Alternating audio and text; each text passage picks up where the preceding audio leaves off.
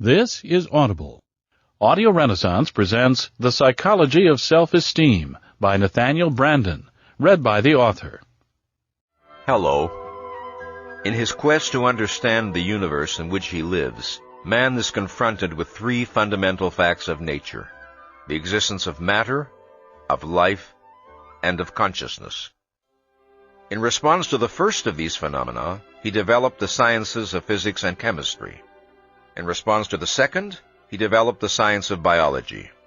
In response to the third, he developed the science of psychology. It is notorious that, to date, the greatest advances in knowledge have been achieved in the field of physics, the least in the field of psychology. As a being who possesses the power of self-consciousness, the power of contemplating his own life and activity, man experiences a profound need for a conceptual frame of reference from which to view himself. He has a need for a self-intelligibility, which it is the task of psychology to provide. This program is offered as a step toward the achievement of that goal. Before we proceed any further, I should like to clarify that, in this program, the word man does indeed include both men and women. I use the word man simply to increase this audiobook's ease of listening. The more inclusive person, or he/she, tends to lend an awkwardness to the spoken word. So then, the central theme of this tape is the role of self-esteem in man's life. The need of self-esteem, the nature of that need, the conditions of its fulfillment, and the consequences of its frustration. We'll also explore the impact of a man's self-esteem, or lack of it, on his values, responses, and goals. Virtually all psychologists recognize that man experiences a need of self-esteem. But what they have not identified is the nature of self-esteem, the reasons why man needs it, and the conditions he must satisfy if he is to achieve it. Virtually all psychologists recognize, if only vaguely, that there is some relationship between the degree of a man's self-esteem and the degree of his mental health, but they have not identified the nature of that relationship nor the causes of it. Virtually all psychologists recognize, if only dimly, that there is some relationship between the nature and degree of a man's self-esteem and his motivation, that is, his behavior in the spheres of work, love, and human relationships, but they have not explained why, nor identified the principles involved. Such are the issues with which this program deals. Writing in the early years of the 20th century, the German psychologist Hermann Ebbinghaus made an observation that has become famous. Quote, "Psychology has a long past, but only a short history." Unquote. His statement was intended to acknowledge the fact that, throughout recorded history, men have been intensely concerned with issues and problems of a psychological nature, but that psychology as a distinct scientific discipline emerged only in the second half of the 19th century. Up to that time, the domain of psychology had not been isolated as such and studied systematically. It existed only as a part of philosophy, medicine, and theology. What is the science of psychology? How is it to be defined? What is its specific domain? Psychology is the science that studies the attributes and characteristics which certain living organisms possess by virtue of being conscious. Consciousness is used here in its widest and most general sense to indicate the faculty and state of awareness, of any form of awareness. This range includes the complex mode of cognition possible to man to the far more limited range of awareness possible to a frog. The more complex and highly developed the nervous system of a given species, the greater is the range of its consciousness. Man's is the most highly developed nervous system, and his is the widest range of awareness. The chimpanzee's is less, the cat's still less, the frog's still less. While psychology is concerned with all conscious organisms, it is primarily concerned with the study of man. Man's defining attribute, which distinguishes him from all other living species, is his ability to reason. This means to extend the range of his awareness beyond the perceptual concretes immediately confronting him, to abstract, to integrate, to grasp principles, to apprehend reality on the conceptual level of consciousness. An animal's range is only as wide as its percepts. The rudimentary forms of inference of which it may be capable are entirely dependent on the physical cues within its immediate sensory field, in the context of past experience. It cannot conceptualize, it cannot initiate a process of question-asking, it cannot project a chain of inference that is independent of immediate sensory stimuli. But man can chart on the back of an envelope the motion of planets through the outer reaches of space. Like every other species that possesses awareness, man survives by the guidance of his distinctive form of consciousness, by the guidance of his conceptual faculty. This is the first fact about man's nature that must be understood. This is the starting point of any scientific study of man, the basic principle without which no aspect of the distinctively human can be understood. Whether one is seeking to understand the nature of emotion, or the psychology of family relationships, or the causes of mental illness, or the meaning of love, one must begin by identifying the fact upon which any subsequent analysis of man necessarily rests. That is, that man is a rational being, a being whose distinctive form of consciousness is conceptual. Thus, psychology, as it pertains to man, is properly conceived and defined as the science that studies the attributes and characteristics which man possesses by virtue of his rational faculty. From the simplest unicellular animal to man, the most complex of organisms, all living entities possess a characteristic structure, the component parts of which function in such a way as to preserve the integrity of that structure, thereby maintaining the life of the organism. When an organism ceases to perform the actions necessary to maintain its structural integrity, it dies. For all living entities, action is a necessity of survival. Life is motion, a process of self-sustaining action that an organism must carry on constantly in order to remain in existence. Biologically, inactivity is death. The action that an organism must perform is both internal, as in the process of metabolism, and external, as in the process of seeking food. An organism maintains itself by exercising its capacities in order to satisfy its needs. An organism's needs are those things which the organism by its nature requires for its life and well-being. An organism's capacities are its inherent potentialities for action. When a physical or psychological need fails to be fulfilled, the result is danger to the organism. However, needs differ in the degree of their urgency and in the form of the threat which they potentially pose. This is most easily seen in the case of physical needs, but the principle applies to all needs. Man has a need of oxygen and of food, but whereas he can survive for days without food, he can survive for only minutes without oxygen. Man can survive much longer without vitamin C than without water, but both are needs.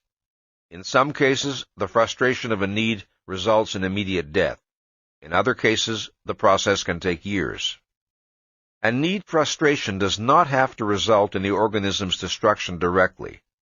Instead, it can undermine the organism's overall capacity to live and thus make the organism vulnerable to destruction from many different sources. This principle is important to remember in considering the frustration of psychological needs. A desire or a wish is not the equivalent of a need. The fact that a great many men may desire a thing does not prove that it represents a need inherent in human nature. Needs must be objectively demonstrable. While the task of isolating and identifying man's physical needs is far from completed, biology has made enormous advances in this direction. With regard to the task of isolating and identifying man's mental needs, psychology is in a state of chaos. This chaos serves, however, to emphasize the fact that the nature of men's needs has to be discovered. Needs are not self-evident. Alleged needs must be proven by relating them to the requirements of man's survival. That man possesses psychological needs is indisputable. The widespread phenomenon of mental illness is evidence both of the existence of needs which are being thwarted and of the failure of psychology to understand the nature of these needs. The basic problem of motivational psychology may be formulated this way. It is to bridge the gap between needs and goals, to trace the steps from the former to the latter, to understand the connection between them, to understand how needs get translated into goals. It should be obvious that the solution of this problem requires a consideration of man's distinctive capacities. Yet in large measure the history of motivational psychology represents an attempt to bypass man's most distinctively human capacity, his conceptual faculty, and to account for his behavior without reference to the fact that man can reason or that his mind is his basic means of survival. The projection of man as a conscious automaton activated by instincts is one version of this attempt. Instinct is a concept intended to bridge the gap between needs and goals, bypassing man's cognitive ability. As such, it represents one of the most disastrous and sterile attempts to deal with the problem of motivation. Observing certain types of behavior which they believe to be characteristic of the human species, instinct theorists decided that the causes of such behavior are innate, unchosen, and unlearned tendencies which drive man to act as he does. Thus, they spoke of a survival instinct, a parental instinct, an acquisitive instinct, and so forth. They seldom attempted to define precisely what they understood an instinct to be. Still less did they trouble to explain how it functioned. They vied with one another in compiling lists of the instincts their particular theory assumed man to possess, promising to account thereby for the ultimate sources of all human action. To account for man's actions in terms of undefinable instincts is to contribute nothing to human knowledge. It is only to confess that one does not know why man acts as he does. To observe that men engage in sexual activities and to conclude that man has a sex instinct, to observe that men seek food when they are hungry and to conclude that man has a hunger instinct, to observe that some men act destructively and to conclude that man has a destructive instinct, is to explain nothing. It is merely to place oneself in the same category as the physician in the anecdote who supposedly explains to a distraught mother that the reason why her child will not drink milk is that your child is just not a milk drinker. Man is born with needs, but he is not born with a knowledge of those needs and of how to satisfy them. Some of his simpler body maintenance needs are satisfied automatically, given the appropriate physical environment, by the function of his internal organs. An example is the need for oxygen, which is satisfied by the automatic function of his respiratory system. But the broad range of his more complex needs are not satisfied automatically. Man does not obtain food, shelter, or clothing by instinct. To grow food, to build a shelter, to weave cloth, requires consciousness, choice, discrimination, judgment. Man's body does not have the power to pursue such goals of its own volition.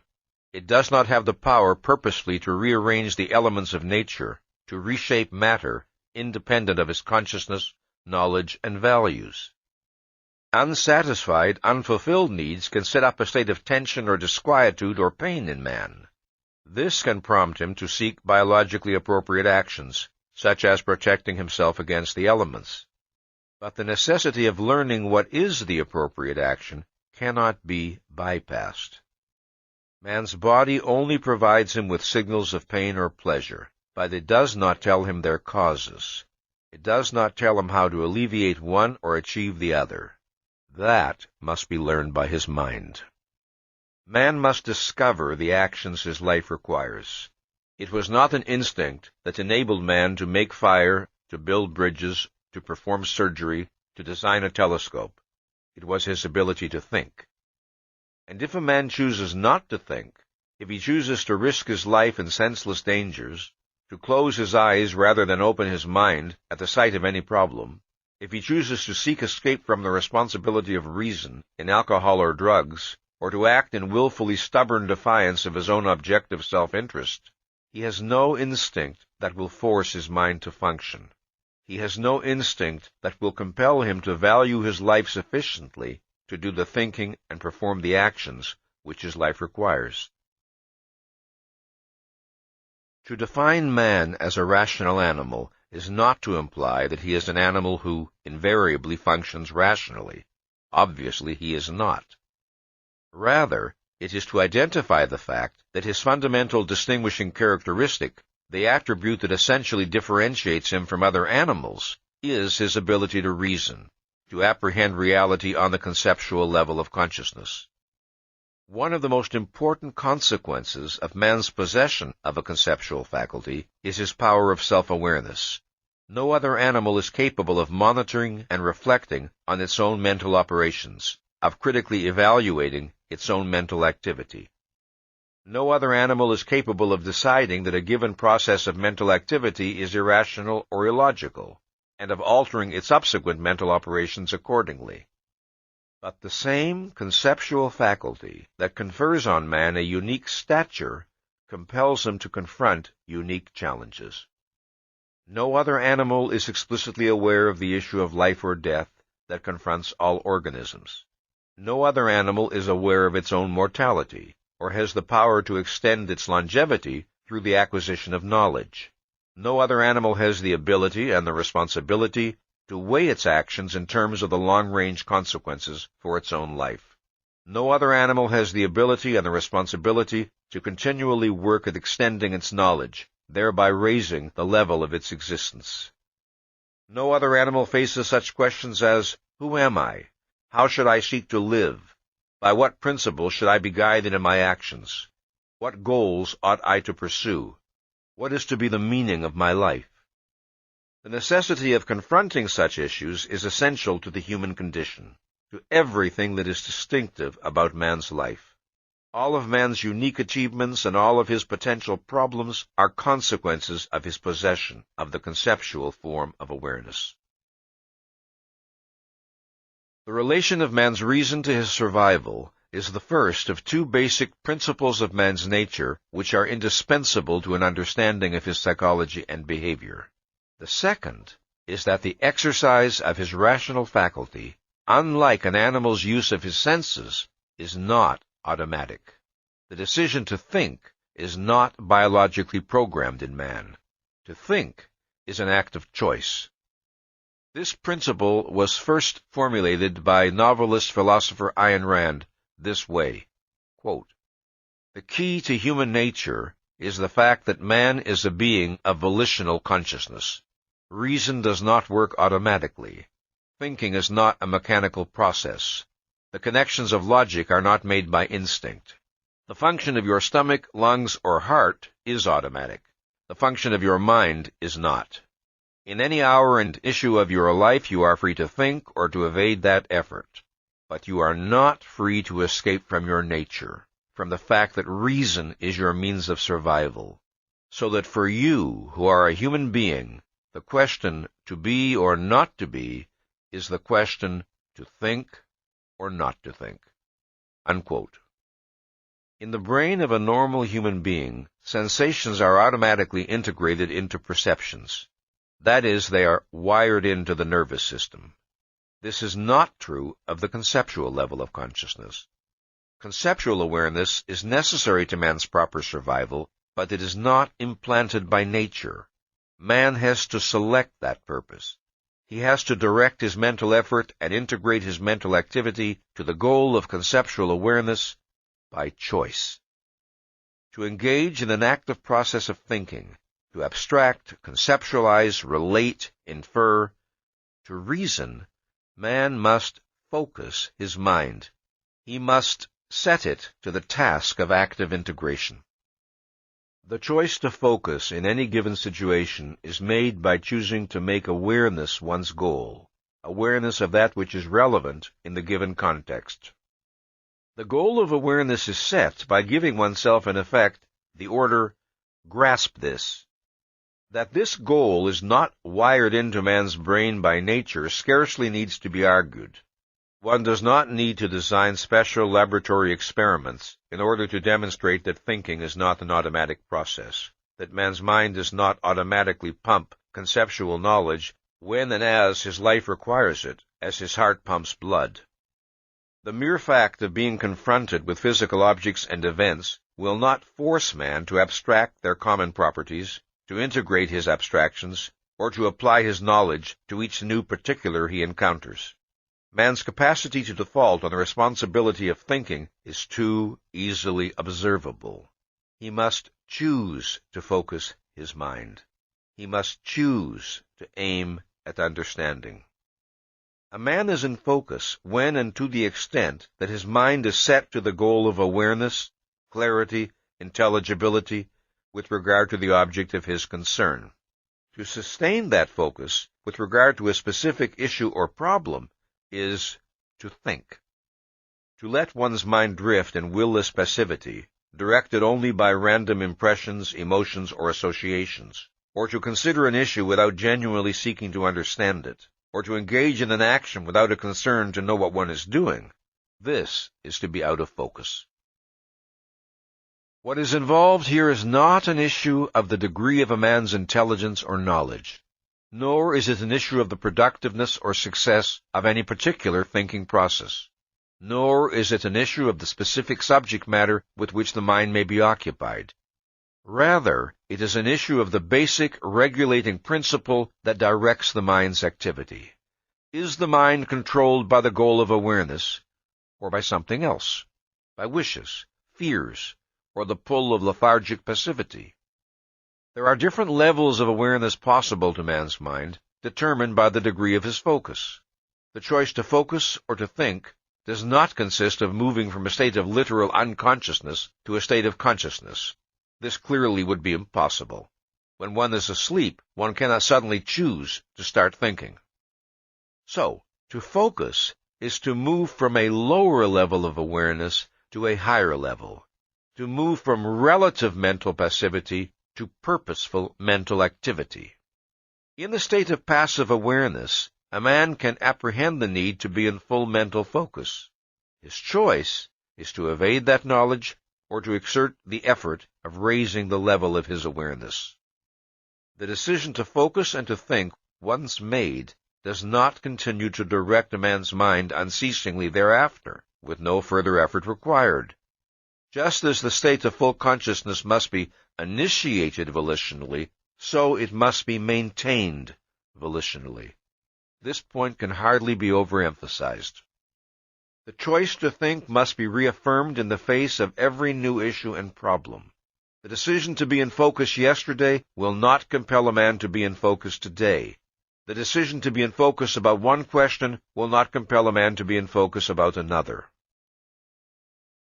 In any specific thinking process, man must continue to monitor and regulate his own mental activity.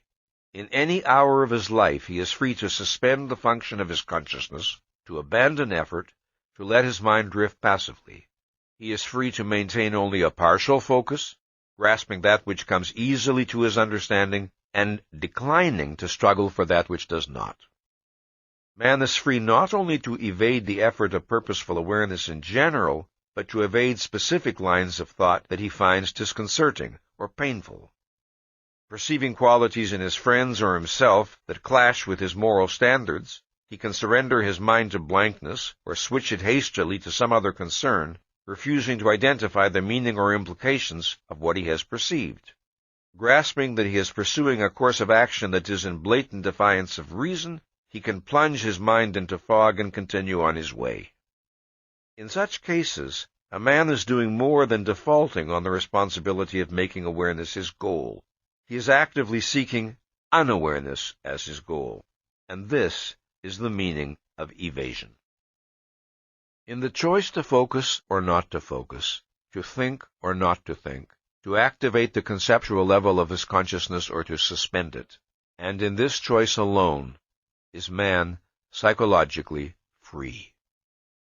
As focusing involves expanding the range of one's awareness, so evasion consists of the reverse process, of shrinking the range of one's awareness.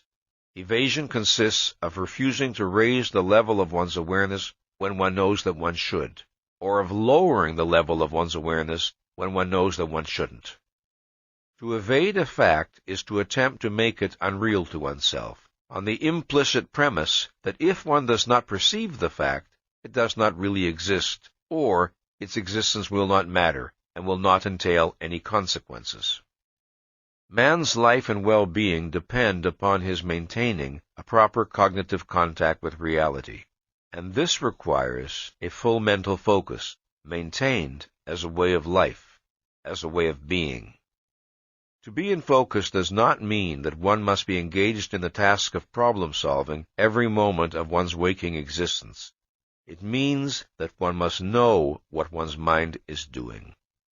The more consistently and conscientiously a man maintains a policy of being in full mental focus, of thinking, of judging the facts of reality that confront him, of knowing what he is doing and why, the easier and more seemingly natural the process becomes. The steadily increasing knowledge he acquires as a result of his policy, the growing sense of control over his existence, the growing self-confidence, all serve to put every emotional incentive on the side of his continuing to think. Further, they reduce the possibility of an incentive that could tempt him to evade. It is too clear to him that reality is not, and can never be, his enemy, that he has nothing to gain from self-inflicted blindness, and everything to lose. This does not mean that for such a man the policy of rationality becomes automatic. It will always remain volitional, but he has programmed himself to have every emotional incentive for rationality and none for irrationality. To borrow a phrase from Aristotle, he has learned to make rationality second nature to him. That is the psychological reward he earns for himself. But, and this must be emphasized, his psychological state must be maintained volitionally. He retains the power to betray it. In each new issue he encounters, he still must choose to think. This is the meaning of his free will. Free will, in the widest meaning of the term, is the doctrine that man is capable of performing actions which are not determined by forces outside his control, that man is capable of making choices which are not necessitated by antecedent factors. Man's free will consists of a single basic choice, to focus or not to focus, to think or not to think. This basic choice controls all of man's other choices and directs the course of his actions. His mind is an organ over which man has a specific, delimited, regulatory control. The driver of an automobile can steer the car in the chosen direction, but cannot alter or infringe the mechanical laws by which the car functions. In the same way, man can choose to focus, to aim his cognitive faculty in a given direction, but cannot alter or infringe the psychological laws by which his mind functions. If a man does not steer his car properly, he has no choice about the fact that he will end in a smash-up. Neither has the man who does not steer his mind properly. A man is free to think or not to think, but he is not free to escape the fact that if he fails to think, if he characteristically evades facing any facts or issues which he finds unpleasant, he will set in motion a complex chain of destructive psychological consequences. One of these will be a profound loss of self-esteem. This is a matter of demonstrable psychological law. Or again, if a man forms certain values as a result of his thinking or non-thinking, these values will lead him to experience certain emotions in certain situations. He will not be able to command these emotions out of existence by will. If he recognizes that a specific emotion is inappropriate, he can alter it by rethinking the value or values that evoke it. But he can do so only in a specific manner, not by arbitrary whim. Free will does not mean arbitrary, omnipotent power, unlimited power over the workings of one's own mind. This must be understood.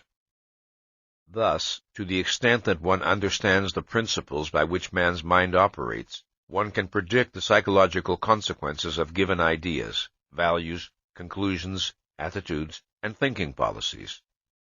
One can predict, for example, that a man of authentic self-esteem will find intellectual stagnation intolerable, that a man who regards sex, life, and himself as evil will not be attracted to a woman of intelligence, independence, and guiltless self-confidence. And a man whose guiding policy is, "Don't antagonize anyone," will not be the first to champion a radical new idea or theory. I have stressed that man's ability to reason is his essential attribute, the attribute which explains the greatest number of his other characteristics. This fact is often obscured by the widespread confusion about the nature and role of emotions in man's life. One frequently hears the statement, "Man is not merely a rational being, he is also an emotional being." This implies some sort of dichotomy, as if man possessed a dual nature with one part in opposition to the other. In fact, in the ultimate sense, not in the obvious sense, but in the ultimate sense, the content of man's emotions is the product of his rational faculty. His emotions are a derivative and a consequence which cannot be understood without reference to the conceptual power of his consciousness. As man's tool of survival, reason has two basic functions: cognition and evaluation. The process of cognition consists of discovering what things are, of identifying their nature, their attributes, and properties. The process of evaluation consists of man discovering the relationship of things to himself, of identifying what is beneficial to him and what is harmful, what should be sought and what should be avoided. Quoting Ayn Rand in her book, The Virtue of Selfishness, "A value is that which one acts to gain and or keep," unquote. It is that which one regards as conducive to one's welfare. A value is the object of an action. Since man must act in order to live, and since reality confronts him with many possible goals, many alternative courses of action, he cannot escape the necessity of selecting values and making value judgments. If a man regards a thing as good for him in some way, he values it, and when possible and appropriate, he seeks to acquire, retain, and use or enjoy it. If a man regards a thing as bad for him in some way, he disvalues it and seeks to avoid or destroy it. If he regards a thing as of no significance to him, as neither beneficial nor harmful, he is indifferent to it and takes no action in regard to it. Although his life and well-being depend on man's selecting values that are in fact good for him, that is, consonant with his nature and needs, there are no internal or external forces compelling him to do so. He is not biologically programmed to make the right value choices automatically. He may select values that are incompatible with his needs and inimical to his well-being, values that lead him to suffering and destruction. But whether his values are life-serving or life-negating, it is a man's values that direct his actions. Values constitute man's basic motivational tie to reality. A man's values are the product of the thinking he has done or has failed to do. Values can be a manifestation of rationality and mental health, or of irrationality and neurosis. They can grow out of self-confidence and benevolence, or out of self-doubt and fear. They can be motivated by the desire to achieve happiness, or by the desire to minimize pain. They can be born out of the desire to use one's mind, or the desire to escape it. They can be held consciously and explicitly, or subconsciously and implicitly. They can be consistent, or they can be contradictory. They can further a man's life, or they can endanger it. These are the alternatives possible to a being of volitional consciousness. Differences in men's basic values reflect differences in their basic premises, in their fundamental views of themselves, of other men, of existence. Differences in their views of what is possible to them and what they can expect of life. A man's view of himself plays a crucial role in his value choices. For example, a man regards a falling bomb as bad for him because he is aware of his own mortality. If he were physically indestructible, he would appraise the bomb's significance differently. One's conscious or subconscious view of one's own person, whether one appraises oneself correctly or not, is implicit in one's value judgments. The degree of a man's self-confidence or lack of it, and the extent to which he regards the universe as open or closed to his understanding and action, these will necessarily affect the goals he will set for himself, the range of his ambition, his choice of friends, the kind of art he will enjoy, and so on. For the most part, the process by which a man's view of himself affects his value choices does not take place on a conscious level. It is implicit in his evaluations, reflecting earlier conclusions, which in effect are filed in his subconscious. The subconscious is the sum of mental contents and processes that are outside of or below awareness. The subconscious operates as a storehouse of past knowledge, observations, and conclusions. It operates, in effect, as an electronic computer, performing super-rapid integrations of sensory and ideational material. Thus, his past knowledge, provided it has been properly assimilated, can be instantly available to man, while his conscious mind is free to deal with the new. This is the pattern of all human learning. Once, a man needed his full mental attention to learn to walk. Then the knowledge became automatized, and he was free to pursue new skills. Once, a man needed his full mental attention to learn to speak. Then the knowledge became automatized, and he was enabled to go forward to higher levels of accomplishment. Man moves from knowledge to more advanced knowledge, automatizing his discoveries as he proceeds. He turns his brain into an ever more efficacious instrument, if and to the extent that he continues the growth process. A man acquires values and disvalues. These too become automatized. He is not obliged in every situation he encounters to recall all of his values to his conscious mind in order to form an estimate. Example: if an experienced motorist perceives an oncoming truck veering toward a collision, he does not need a new act of conscious reasoning in order to grasp the fact of danger. Faster than any thought could take shape in words, he registers the significance of what he perceives, his foot flies to the brake, or his hands swiftly turn the wheel. One of the forms in which these lightning-like appraisals present themselves to man's conscious mind is via his emotions. So next, let's talk about emotions. His emotional capacity is man's automatic barometer of what is for him or against him within the context of his knowledge and values. The relationship of value judgments to emotions is that of cause to effect. An emotion is a value response. It is the automatic psychological result of a super-rapid subconscious appraisal. The sequence of psychological events is from perception to evaluation to emotional response. On the level of immediate awareness, however, the sequence is from perception to emotion. A person may or may not be consciously aware of the intervening value judgment. A separate act of focused awareness may be required to grasp it because of the extreme rapidity of the sequence. That a person may fail to identify either the judgment or the factors involved in it, that he may be conscious only of the perception and of his emotional response, is the fact which makes possible man's confusion about the nature and source of emotions. Emotions are not tools of cognition. To treat them as such is to put one's life and well-being in danger. What one feels in regard to any fact or issue is irrelevant to the question of whether one's judgment is true or false. It is not by means of one's emotions that one apprehends reality. The mere perception of an object has no power to create an emotion in man, let alone to determine the content of the emotion. The emotional response to an object is inexplicable, except in terms of the value significance of the object to the perceiver, and this necessarily implies a process of appraisal. For example, 3 men may look at a scoundrel. The first man recognizes to what extent this person has betrayed his status as a human being and feels contempt. The second man wonders how he can be safe in a world where such persons can prosper and feels fear. The third man secretly envies the scoundrel's success and feels a sneaking admiration. Note that all 3 men perceive the same object. The differences in their emotional reactions proceed from differences in their evaluation of the significance of what they perceive.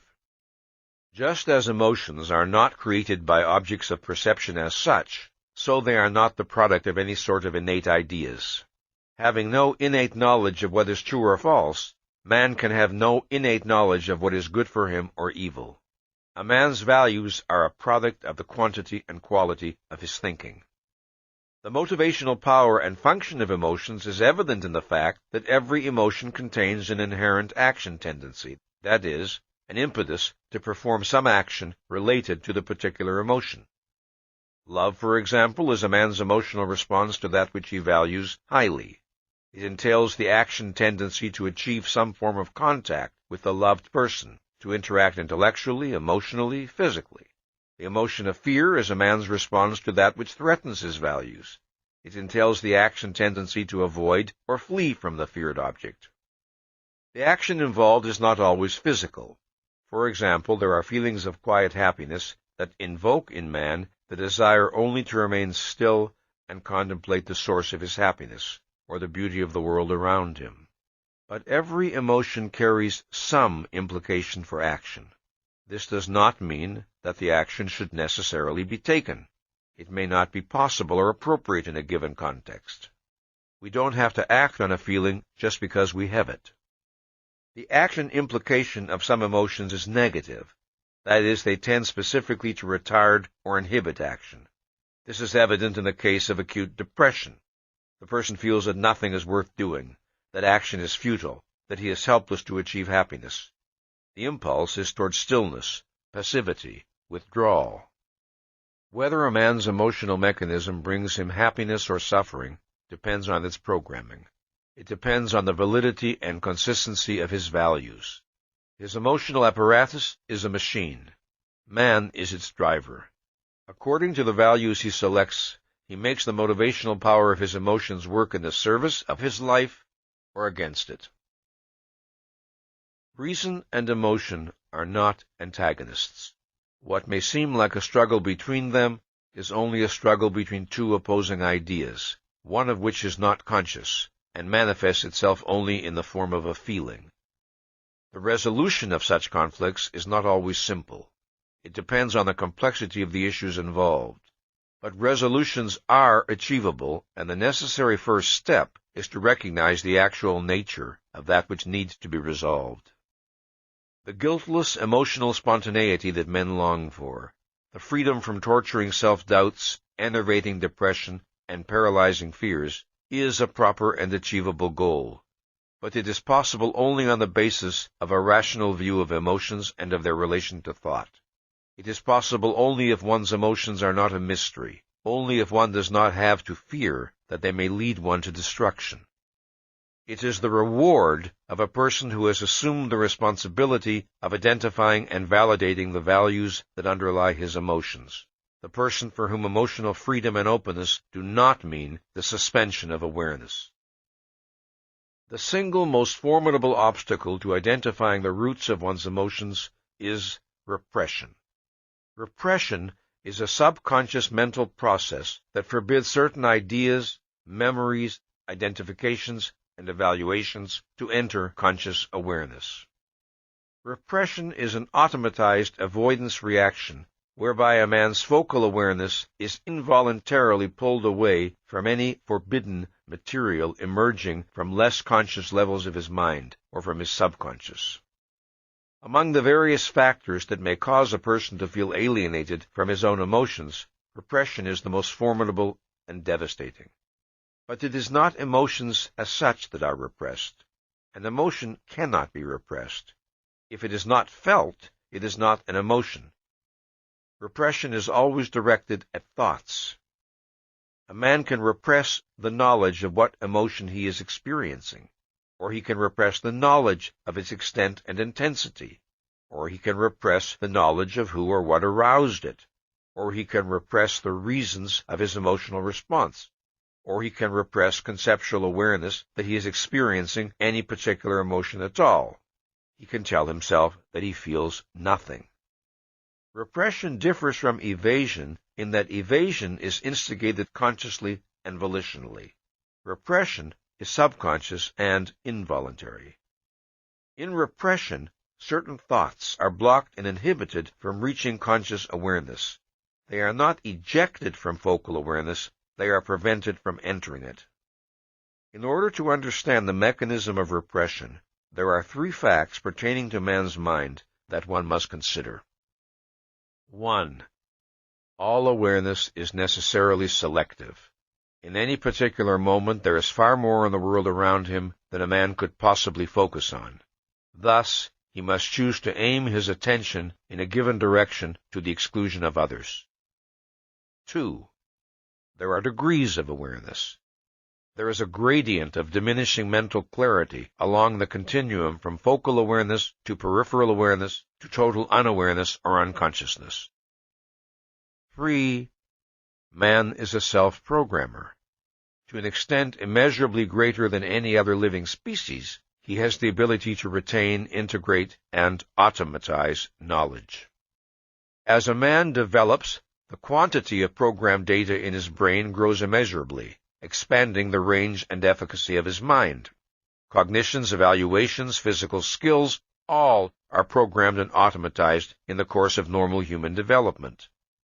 It is this programming, retained on the subconscious level, that makes possible man's continued intellectual growth. It also makes possible the instantaneous cognitive, emotional, and physical reactions without which he could not survive. When a man's mind is in active focus, the goal or purpose he has set determines what material will be fed to him from the subconscious. If, for instance, a man is thinking about a problem in physics, then it is the material relevant to that particular problem that will normally flow into his conscious mind. The subconscious is regulated not only by the orders it receives in any immediate moment, but by the standing orders it has received. That is, by a man's long-term interests, values, and concerns. These affect how material is retained and classified, under which conditions it is reactivated, and what kind of subconscious connections are formed in response to new stimuli or data. Repression entails an automatized standing order forbidding integration. The simplest type of repression is the blocking from conscious awareness of painful or frightening memories. In this case, some event that was painful or frightening when it occurred and would be painful or frightening if recalled is inhibited from entering conscious awareness. Memory, like awareness, is necessarily selective. One normally remembers that to which one attaches importance. But in cases of repression, memories do not simply fade away. They are actively blocked. Consider the following example. A 12-year-old boy succumbs to the temptation to steal money from a friend's locker in school. Afterward, the boy is fearful that he will be found out. He feels humiliated and guilty. Time passes, and his act is not discovered. But whenever the memory of his theft comes back to him, he re-experiences the painful humiliation and guilt. He strives to banish the memory. He hastily turns his attention elsewhere, telling himself in effect, "I don't want to remember. I wish it would go away and leave me alone." And after a while, it does. He no longer has to eject the memory from conscious awareness. It is inhibited from entering. It is repressed. The act of banishing the memory has become automatized. Should the memory ever begin to float toward the surface of awareness, it is blocked before it can reach him. A kind of psychological alarm signal is set off, and the memory is again submerged. 20 years later, he may encounter the friend from whom he stole the money and greet him cheerfully. He remembers nothing of his crime. Or he may feel vaguely uncomfortable in his friend's presence, but with no idea of the reason. Thoughts and evaluations, like memories, may be barred from awareness because of the pain they would invoke. Consider the case of a neurotically dependent woman who is married to a cruel, tyrannical man. She dares not let any criticism of him enter her awareness because she has surrendered her life to him. The thought that her owner and master is irrational and malevolent would be terrifying to her. She observes his behavior, her mind kept carefully empty, her judgment suspended. She has automatized a standing order forbidding evaluation. Somewhere within her is the knowledge of how she would judge her husband's behavior if it were exhibited by any other man. But this knowledge is not allowed to be integrated with the behavior she is observing in her husband. She has programmed herself, in effect, to be blind. If a man is to avoid repression, he must be prepared to face any thought and any emotion. and consider them rationally, secure in a conviction that he will not act without knowing what he is doing or why. Ignorance is not bliss, not in any area of man's life, and certainly not with regard to the contents of his own mind. Repressed material does not cease to exist. It is merely driven underground to affect a man in ways he does not know, causing reactions he is helpless to account for, and sometimes exploding into neurotic symptoms. Now, there are occasions in a man's life when it is necessary for him to suppress thoughts and feelings. But suppression and repression are different processes. Suppression is a conscious, deliberate, non-evasive expelling of certain thoughts or feelings from focal awareness in order to turn one's attention elsewhere. Suppression does not involve a denial of any facts or a pretense that they do not exist. It involves the implicit premise that one will focus on the suppressed material later when appropriate. Sometimes, undeniably, there is a danger in suppression. A man may suppress thoughts or feelings when there are still unresolved conflicts involved that require further attention and analysis. He may do so with no intent of dishonesty, but a suppression that is repeated consistently can turn into repression. In effect, the suppression becomes automatized. When a person represses, his intention is to gain an increased sense of control over his life. Invariably, inevitably, he achieves the opposite. Facts cannot be wiped out by self-made blindness.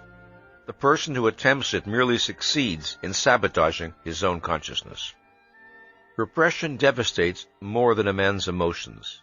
It has disastrous effects on the clarity and efficiency of his thinking. When a man tries to consider any problem in an area touched by his repression, he finds that his mind tends to be unwieldy and his thinking distorted. His mind is straitjacketed. It is not free to consider all possibly relevant facts. As a consequence, he feels helpless to arrive at conclusions, or the conclusions he reaches are unreliable. This does not mean that once a man has repressed certain thoughts or feelings, he is permanently incapacitated. With sustained effort, it is possible for him to de-repress. The details of the process of de-repression are outside the scope of this discussion. It must be noted, however, that the process can be extremely challenging. In order to avoid repression, or in order to de-repress, it is imperative that a man adopt a policy of becoming aware of his emotions, of paying attention to his emotions, that he take note of and conceptualize his emotional reactions, and that he identify their reasons. If his emotions are to be a source of pleasure to man, not a source of pain, he must learn to think about them, pay attention to them, be aware of them, bring his consciousness to bear on them. Rational awareness is not the cold hand that kills. It is the power that liberates. This is an issue I discuss in great detail in a later book of mine called The Art of Living Consciously. One of the prime tasks of the science of psychology is to provide definitions of mental health and mental illness. Different psychologists and psychiatrists have proposed a variety of criteria for judging mental health. The mentally healthy person is said, for example, to have an unobstructed capacity for growth, development, and self-actualization, to have a firm sense of identity, to have insight into his own motivation, to have a high tolerance for stress, to be self-accepting, to be unencumbered by paralyzing conflicts, to have an integrated personality, and so on. Such descriptions may be valid. In fact, they have a good deal to recommend them, but they are not definitions of mental health, and their precise meaning is not always clear. What must be provided is a fundamental principle, an identification of the essence of mental health. Such characteristics as the foregoing are effects or consequences. But what is their cause? My answer is as follows. Just as medical science evaluates a man's body by the standard of whether or not his body is functioning as man's life requires, so the science of psychology must employ the same standard in appraising the health or disease of a man's mind. The health of a man's mind must be judged by how well that mind performs its biological function. What is the biological function of mind? cognition, evaluation, and the regulation of action. The basic function of man's consciousness is cognition, that is, awareness and knowledge of the facts of reality. Since man must act, his survival requires that he apprehend reality so that he may regulate his behavior accordingly. The crucial link between cognition and the regulation of action is evaluation.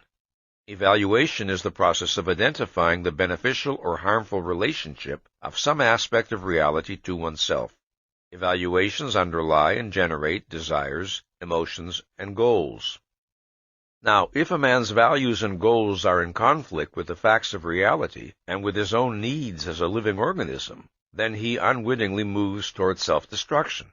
Thus, man's survival requires that his values and goals be chosen in the full context of his rational knowledge and understanding. Man is not infallible, and mental health does not require never making an error of knowledge or judgment. The concept of mental health pertains to the method by which a mind functions. It pertains to the principle by which a mind operates in dealing with the material of reality. It pertains to a man's psychoepistemology. The concept of psychoepistemology is crucially important, not only to the problem of mental health, but to the entire subject matter of this program. Let us therefore consider the meaning of this concept. The term psychoepistemology was first used in print in 1961 by Ayn Rand to designate a man's, quote, method of awareness, unquote. However, the concept of psychoepistemology, as used here, was originated neither by Ayn Rand nor by myself, but by Barbara Branden, who, in the mid-1950s, first brought this field of study to our attention and persuaded us of its importance. As a field of scientific study, psychoepistemology should be classified as a branch of psychology. It may be described as the psychology of thinking, or of cognition. Epistemology, of course, is a branch of philosophy. It is the science that studies the nature and means of human knowledge. Its basic concern is with the relationship of ideas to reality, not with mental processes as such. The study of mental processes as such is the province of psychology, most particularly of what I now call psychoepistemology. The concept of psychoepistemology is introduced in order to designate the study of mental operations on the conscious and subconscious levels of man's mind. The subject is an extremely broad one and involves many issues that are beyond the scope of this discussion. So, I shall confine myself to those essentials which have a direct bearing on the question of mental health. Mental processes may be conscious or subconscious and volitional or automatic. In any act of thinking, there is constant interaction between conscious volitional operations and subconscious automatic ones. Psychoepistemology is the study of the nature of and the relationship between the conscious, goal-setting, self-regulatory operations of the mind and the subconscious automatic operations. Man, we have seen, is a self-programmer whose conclusions, values, and standing orders direct the automatic integrative mechanism of his subconscious. As a person develops, he acquires a characteristic manner of cognitive functioning, a characteristic method of dealing with problems, thinking about issues, processing the data of reality. He may acquire the habit of seeking the highest possible level of mental clarity with regard to any issue he is considering, or he may come to accept as normal some level of unclarity or confusion. He may adopt the policy of always seeking to understand issues in terms of principles, or he may attempt to deal with problems in terms of the concretes of a given situation with no effort to relate his observations to wider abstractions. His thinking may be flexible, or it may be rigid. He may learn to differentiate clearly between his thinking and his emotions, or he may tend to treat his emotions as tools of cognition. The mental habits a person acquires and the standing orders he establishes constitute his characteristic psychoepistemology, his self-program method of mental functioning. A person's characteristic psychoepistemology may or may not be appropriate to the task of apprehending reality, or may be appropriate to a greater or lesser degree. A man is mentally healthy to the extent that his psychoepistemological processes are controlled by and fulfill the requirements of cognition, that is, of awareness of and contact with reality. A man is mentally unhealthy to the extent that his psychoepistemological processes are incompatible with the requirements of cognition and subvert his cognitive efficacy. Mental illness, then, is fundamentally psychoepistemological. A mental disorder is a thinking disorder. This is fairly obvious in cases where the patient's predominant symptoms are hallucinations, delusions, time-space disorientations, and so on. But it is equally true in cases where the patient's symptoms are less obviously cognitive in origin. This includes such things as pathological anxiety, depression, hypochondriasis, conversion reactions, or sadomasochism. Neurotic and psychotic manifestations, such as inappropriate emotional responses or aberrant behavior, are the symptoms and consequences of a mind's malfunctioning. But the root problem is always the mind's alienation from reality in some form to a greater or lesser extent. Consider, for example, a case of pathological depression. A secretary is asked by her employer to make certain that she finishes some office reports by the end of the day. She hears this request as a declaration of her incompetence and worthlessness, and she collapses in acute depression. It is misleading to say that she suffers from an emotional disorder. She suffers from a psychoepistemological disorder. Her problem lies in the mental processes by which she interprets the things she perceives and hears. Her problem lies in the mental processes generating her emotions. Once such disturbed emotions are generated, they tend to have a negative effect on the person's thinking, which then leads to further disturbed emotions and so on. This is one of the ways in which harmful psychoepistemological policies are self-reinforcing and self-perpetuating. But disturbed emotions do not create the initial problem. The initial problem creates the disturbed emotions. The same principle applies to behavior. If a man is dishonest, parasitical, and exploitative in his human relations, it is not his behavior that constitutes his mental illness, but the psychoepistemological policies behind his behavior. It should be noted that mental illness is not indicated by a man's momentary loss of cognitive contact with reality, such as might occur under the impact of a violent emotion. Mental illness implies the presence of enduring obstructions to a mind's cognitive efficacy. Mental illness implies the presence of automatized or partially automatized obstructions to conceptual integration, which in simpler language means to clear awareness. Mental health is unobstructed cognitive efficacy. Unobstructed cognitive efficacy requires and entails intellectual independence. A doctrine that is subversive of intellectual independence is subversive of mental health. Now, closely related to the concept of mental health is that of psychological maturity. Maturity, in the broadest sense, is the state of being fully grown or developed. A living organism is mature when its normal process of development is completed and it functions on the adult level appropriate to its species. Psychological maturity, then, is a concept pertaining to the successful development of man's consciousness. At first, a child knows only perceptual concretes. He does not know abstractions or principles. His world is only the immediate now. He cannot think, plan, or act long range. As the child grows, his intellectual field widens. He learns language, he begins to grasp abstractions, he generalizes, he makes increasingly subtle discriminations, he looks for principles. He rises from the sensory-perceptual level of consciousness to the conceptual level. The basic index of successfully achieved adulthood is the policy of conceptualizing. All other aspects of psychological maturity are derivatives and consequences of developing one's conceptual faculty. There is an aspect of psychological maturity that is profoundly important and that few adults fully achieve.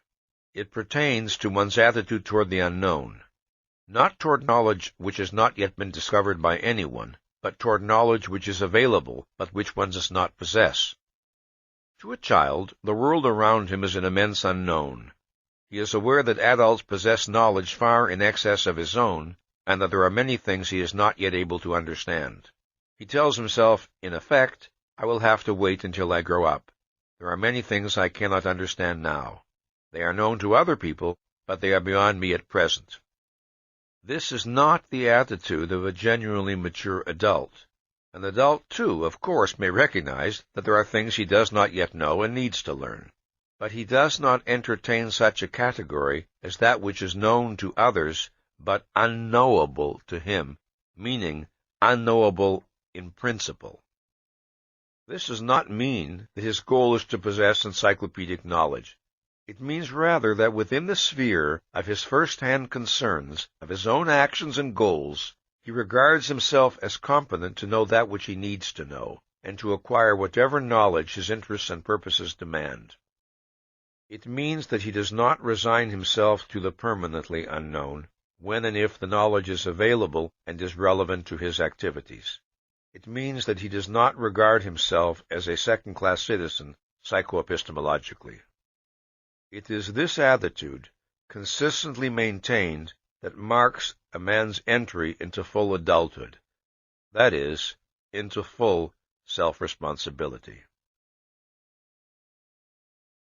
There is no value judgment more important to man, no factor more decisive in his psychological development and motivation than the estimate he passes on himself. This estimate is ordinarily experienced by him not in the form of a conscious, verbalized judgment, but in the form of a feeling that can be hard to isolate and identify because he experiences it constantly. It is part of every other feeling. It is involved in his every emotional response. The nature of his self-evaluation has profound effects on a man's thinking processes, emotions, desires, values, and goals. It is the single most significant key to his behavior. To understand a man psychologically, one must understand the nature and degree of his self-esteem and the standards by which he judges himself. Man experiences his desire for self-esteem as an urgent imperative, as a basic need. Whether he identifies the issue explicitly or not, he cannot escape the feeling that his estimate of himself is of life and death importance. At 3 o'clock in the morning, at some level, that is a fact we are all aware of. So intensely does a man feel the need of a positive view of himself that he may evade, repress, distort his judgment, disintegrate his mind. This in order to avoid coming face to face with facts that would affect his self-appraisal adversely. A man who has chosen or accepted irrational standards by which to judge himself can be driven all his life to pursue flagrantly self-destructive goals. This in order to assure himself that he possesses a self-esteem which in fact he does not have.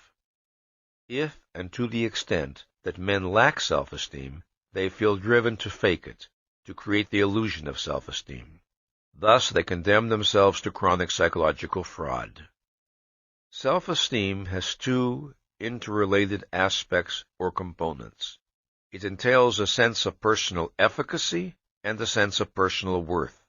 It is the integrated sum of self-confidence and self-respect. It is the conviction that one is competent to live and worthy of living. Man's need of self-esteem is inherent in his nature, but he is not born with the knowledge of what will satisfy that need or of the standard by which self-esteem is to be gauged. He must discover it. Here is where our earlier discussion of needs becomes relevant. Why does man need self-esteem? How does it relate to his survival? What are the conditions of its attainment? What is the cause of its profound motivational power? These are the questions we must consider. There are two facts about man's nature which hold the key to the answer. The first is the fact that reason is man's basic means of survival. The second is the fact that the exercise of his rational faculty is volitional. Most men do not identify the role and importance of reason in their lives. But from the time that the child acquires the capacity of conceptual functioning, he becomes increasingly aware, implicitly and subverbally, of his responsibility for regulating his mind's activity. He acquires the ability to discriminate between the state of mental focus and the state of mental fog, and to choose one state or the other. Now, let us consider the relevance of these facts to man's need of self-esteem.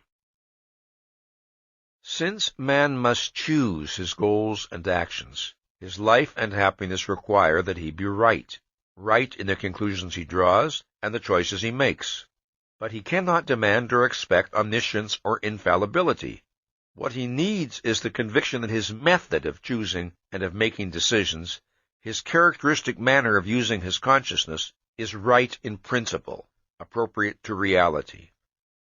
Man is the only living species able to reject, sabotage, and betray his own means of survival, his mind. He is the only living species who must make himself competent to live by the proper exercise of his rational faculty. How a man chooses to deal with this issue is, psychologically, the most significant fact about him, because it lies at the very core of his being as a biological entity. To the extent that a man is committed to cognition, to the extent that the primary goal regulating the functioning of his consciousness is awareness, the mental operations activated by his choice lead in the direction of cognitive efficacy. To the extent that he fails or refuses to make awareness the regulating goal of his consciousness, to the extent that he evades the effort of thought and the responsibility of reason, the result is cognitive inefficacy. To think or not to think, to focus his mind or to suspend it, is man's basic act of choice, the one act directly within his volitional power. To the extent that man characteristically makes the right choices, he experiences a sense of control over his existence, the control of a mind in proper relationship to reality. Self-confidence is confidence in one's mind, in its reliability as a tool of cognition. Such confidence is not the conviction that one can never make an error. This point must be emphasized. Rather, it is the conviction that one is competent to think, to judge, to know, that one is competent in principle. It is the conviction that one is committed to being in unbreached contact with reality to the fullest extent of one's power. It is the confidence of knowing that one places no value or consideration higher than reality. This basic type of confidence must be distinguished from other, more superficial types of self-confidence, which reflect a person's sense of efficacy at particular tasks or in particular areas.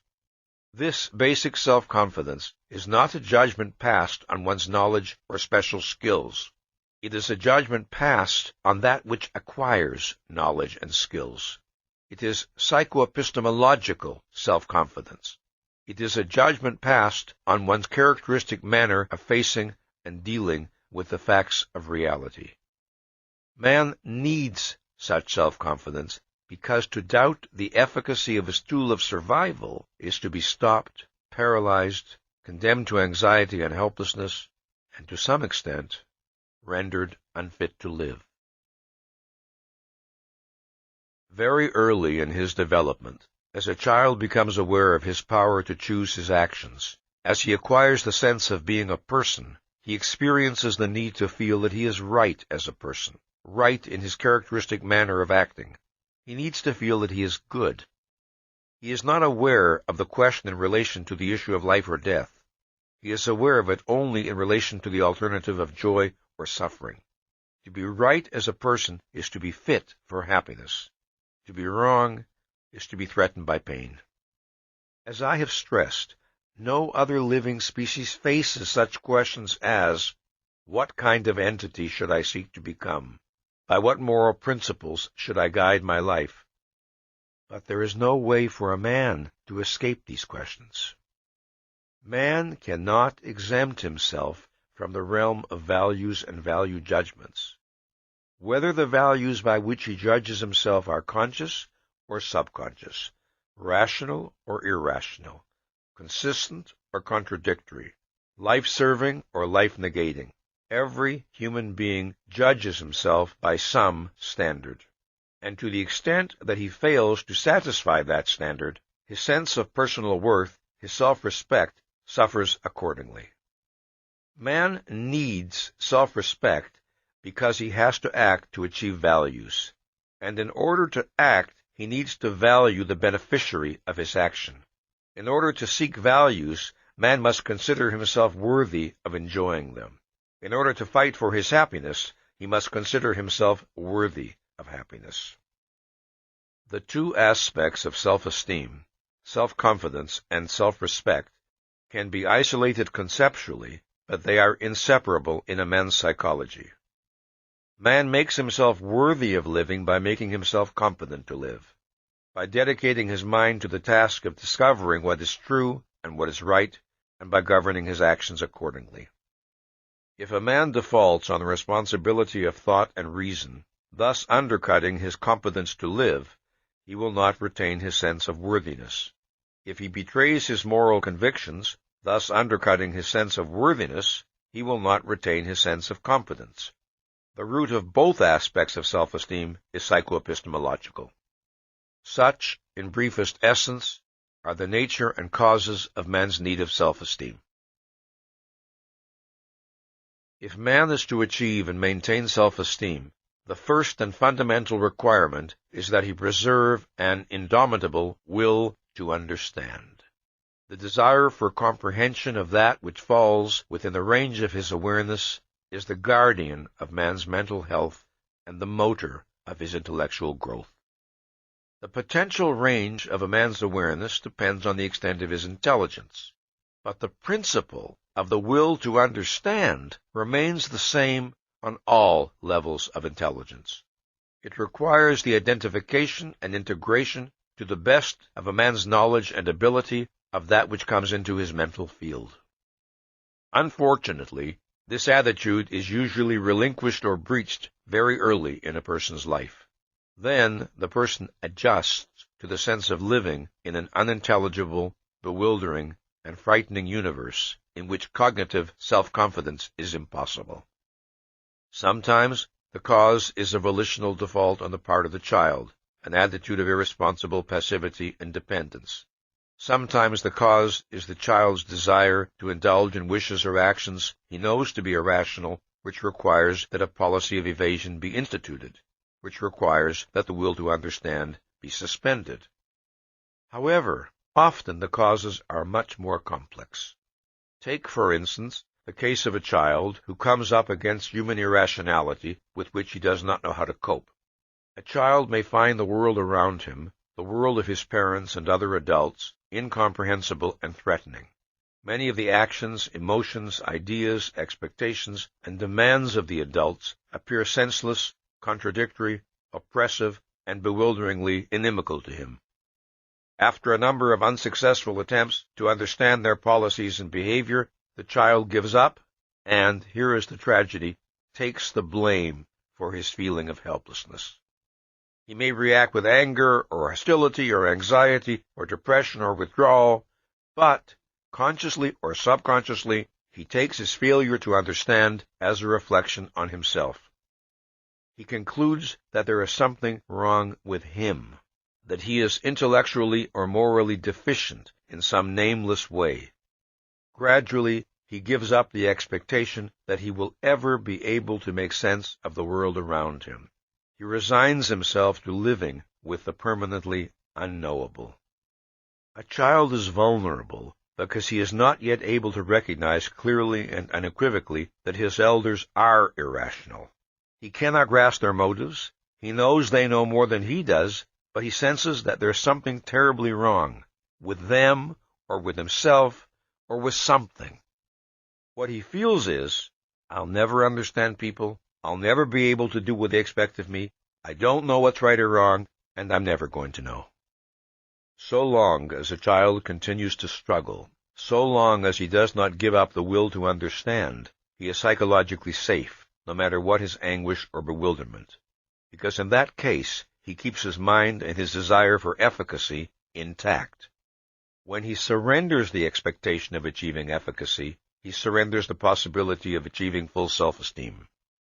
Every child realizes that there are things he cannot expect to know until he grows older. That is not his problem.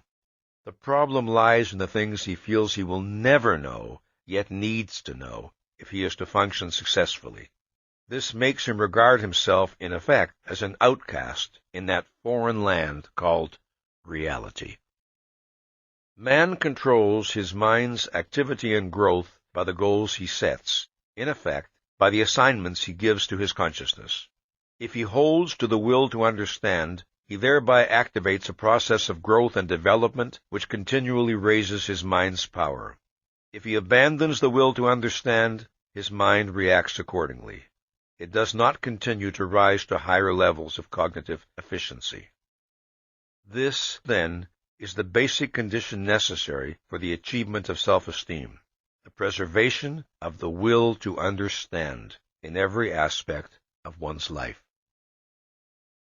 Now let us consider another condition necessary for the achievement of self-esteem. In the course of a human being's development, he encounters a problem which, according to how he chooses to deal with it, has profound repercussions on his self-esteem. First encountered in childhood, it is a problem that every person faces on some occasions in his life. There are times when a man's mind and emotions are not perfectly synchronized.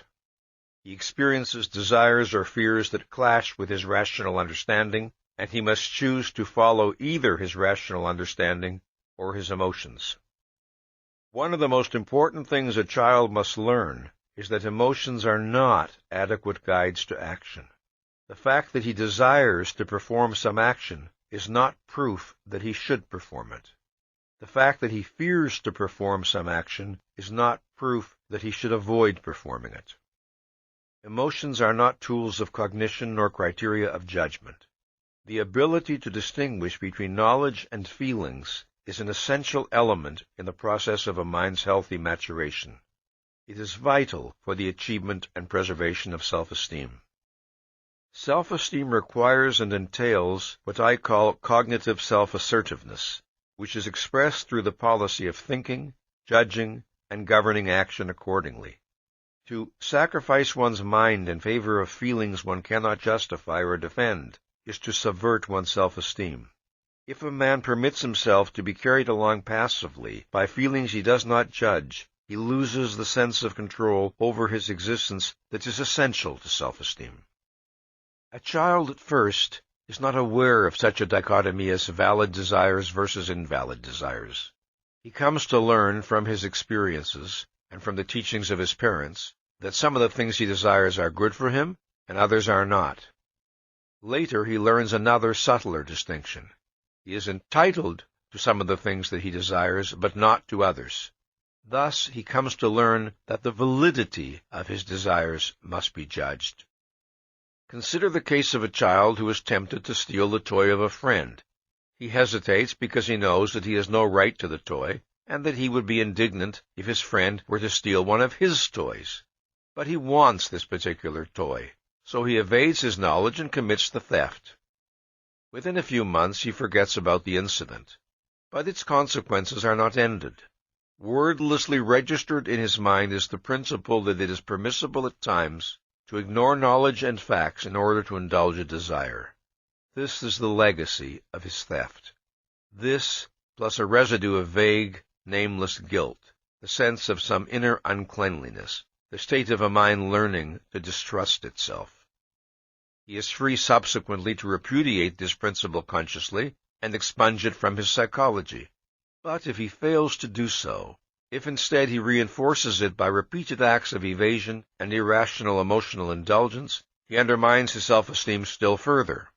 How badly his self-esteem is damaged will depend on the frequency of his evasions, the extent of the knowledge he evades, and the nature of the desires he indulges. Some offenses are clearly more serious than others. If a person develops healthily, mind and emotions tend to achieve harmony. He is not chronically torn by conflicts between his desires and his knowledge. But no matter how well integrated a person may be, The process of holding and integrating the full long-range context of his knowledge is not automatic or infallible. Thus, a man always has the responsibility of monitoring and appraising his desires. The majority of men as adults suffer from a significant deficit of self-esteem.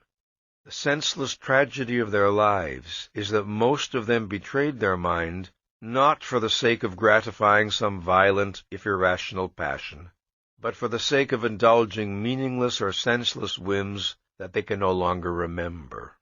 They betrayed their minds for the sake of being free to act on the impulse or spur of the moment without the responsibility of awareness or thought. They betrayed their minds more often than not over trivia. If it is psychologically disastrous to reject one's mind under the pressure of irrational desires, there is another practice which is perhaps more disastrous still, and that is rejecting one's mind under the pressure of fear. The sacrifice of one's mind to fear is a form of self-abnegation. Now, of course, the experience of fear per se is not abnormal or pathological. In many instances, fear has a definite value. It can activate man to cope with some danger. What is crucial for man's psychological well-being is his attitude toward fear, his method of dealing with it. For instance, it is very common for young children to have the experience of being frightened by a barking dog, but children can react to this experience in different ways. One child may be careful to avoid the dog as a practical precautionary measure. Later, he may learn that the dog is not harmful but playful and may make himself approach the dog and pat him until all fear is gone. Another child may avoid the dog after the first encounter, but continue to whimper and whine whenever he sees or hears the dog, even at a great distance. No amount of evidence that the dog is friendly alters his attitude. The difference in their reactions reflects the different attitudes they adopt toward their fear. The first child, even though afraid, remains in cognitive control. He does not permit the fear to overwhelm his consciousness. Consequently, he does not regard the fear and his avoidance of the dog as a reflection on himself or on his personal worth. He is able to grasp, when the evidence presents itself, that the dog is not in fact a danger to him, and his policy toward the dog changes accordingly. But the second child, overwhelmed by fear, his self-awareness is reduced to a sense of all-encompassing helplessness. Nothing is real to him, nothing matters, except that he is afraid. That is why his mind is not open to evidence that could change his policy toward the dog. In the life of a young child, a certain amount of fear is to be expected. Normally and healthily, with the growth of his knowledge and abilities, these fears are overcome and left behind, so that, with the transition to adulthood, fewer and fewer things have the power to invoke fear in him. The extent to which a child follows this course to full maturity depends on the policy he adopts for dealing with his fears. If, in such situations, a child struggles to preserve the clarity of his mind, he will find, as he grows older, that his susceptibility to fear diminishes radically. If, however, he characteristically surrenders to fear, then fear gains a greater and greater power over him, and each subsequent surrender feels more and more inevitable. His sense of personal efficacy is affected accordingly. The same principle applies on an adult level. For example, a man may remain silent and passively unprotesting when things which he values are being attacked, through fear of not belonging or not being accepted. Or a man may retreat from the challenges of life and bury himself in the safety of the familiar, through fear of failure or of making mistakes. Or a woman may repress her desire for a career through a fear of being considered unfeminine.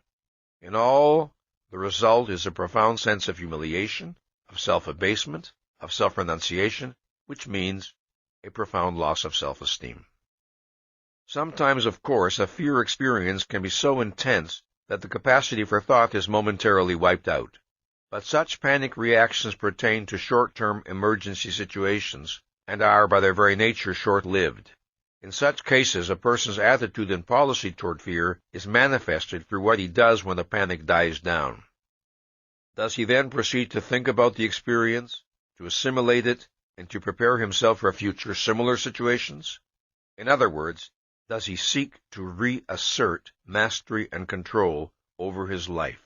Or does he merely shudder at the memory of the fear, struggle to evade the issue, and hope he will not encounter such problems again, resigning himself to a feeling of helplessness? The policy a man adopts in dealing with fear depends on whether he preserves what I call the will to efficacy. It depends on whether he preserves the value of self-confidence as a goal not to be relinquished, and consequently regards a state of fear as temporary and abnormal and as that which he must overcome. Or does he resign himself to a sense of impotence and accept fear as a basic, unalterable given of his existence, to be endured, not defeated? Just as the will to understand requires that man never resign himself to accepting the unknowable as an inherent part of his life, so the will to efficacy requires that he never resign himself to living with uncontested fear. It must be stressed that the concept of surrender to fear pertains to a psychoepistemological process. That process is the subversion of one's consciousness in order to avoid or minimize a fear experience. This practice is entirely different from the rational avoidance of real dangers. In fact, opposite principles are at work in these two cases.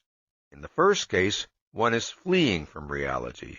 In the second, one is taking proper cognizance of it. The policies by which a man determines the state of his self-esteem are formed gradually across time. They are not the product of the choices of a single moment or issue. The collapse of self-esteem is not reached in a day, a week, or a month. It is the cumulative result of a long succession of defaults, evasions, and irrationalities, a long succession of failures to use one's mind properly.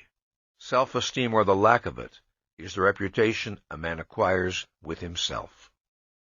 In the process of his psychological growth and development, a human being creates his own character. He does not do so self-consciously or by explicit intention. He does so by means of the volitional choices he makes day by day. A child does not commit himself to the will to understand in explicit terms, but in issue after issue that falls within the range of his awareness, he strives to achieve the fullest clarity and intelligibility possible to him, and thus he acquires a mental habit, a policy of dealing with reality, which can be identified conceptually as the will to understand. It is a policy that he must reaffirm volitionally in each new issue he encounters for as long as he lives. It always remains a matter of choice. The choices a human being makes with regard to the operation of his consciousness do not vanish, leaving no trace behind them. These choices have long-term psychological consequences. The way a man chooses to deal with reality registers in his mind for good or for bad. Either it confirms and strengthens his self-esteem, or it undermines and depletes it. The concept of self-esteem must be distinguished from the concept of pride. The two are related, but there are significant differences in their meaning. Self-esteem pertains to a man's conviction of his fundamental efficacy and worth. Pride pertains to the pleasure a man takes in himself on the basis of and in response to specific achievements or actions. Self-esteem is confidence in one's capacity to achieve values. Pride is the consequence of having achieved some particular value or values.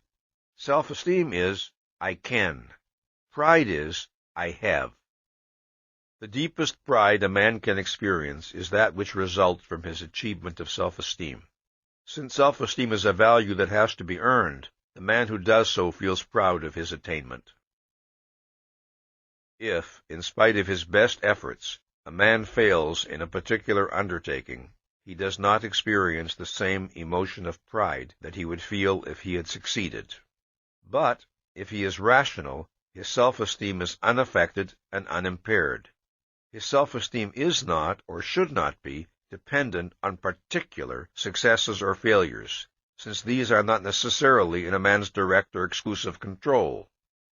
The failure to understand this principle causes an incalculable amount of unnecessary anguish and self-doubt. If a man judges himself by criteria that entail factors outside his control, the result is a precarious self-esteem that is in chronic jeopardy.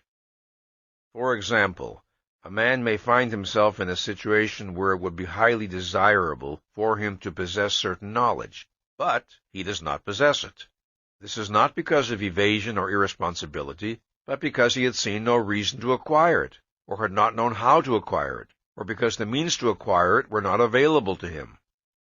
Now in reason, such a man has no grounds to reproach himself for inadequacy, yet he does so, telling himself that somehow he should know the things he does not know, and his self-esteem suffers accordingly.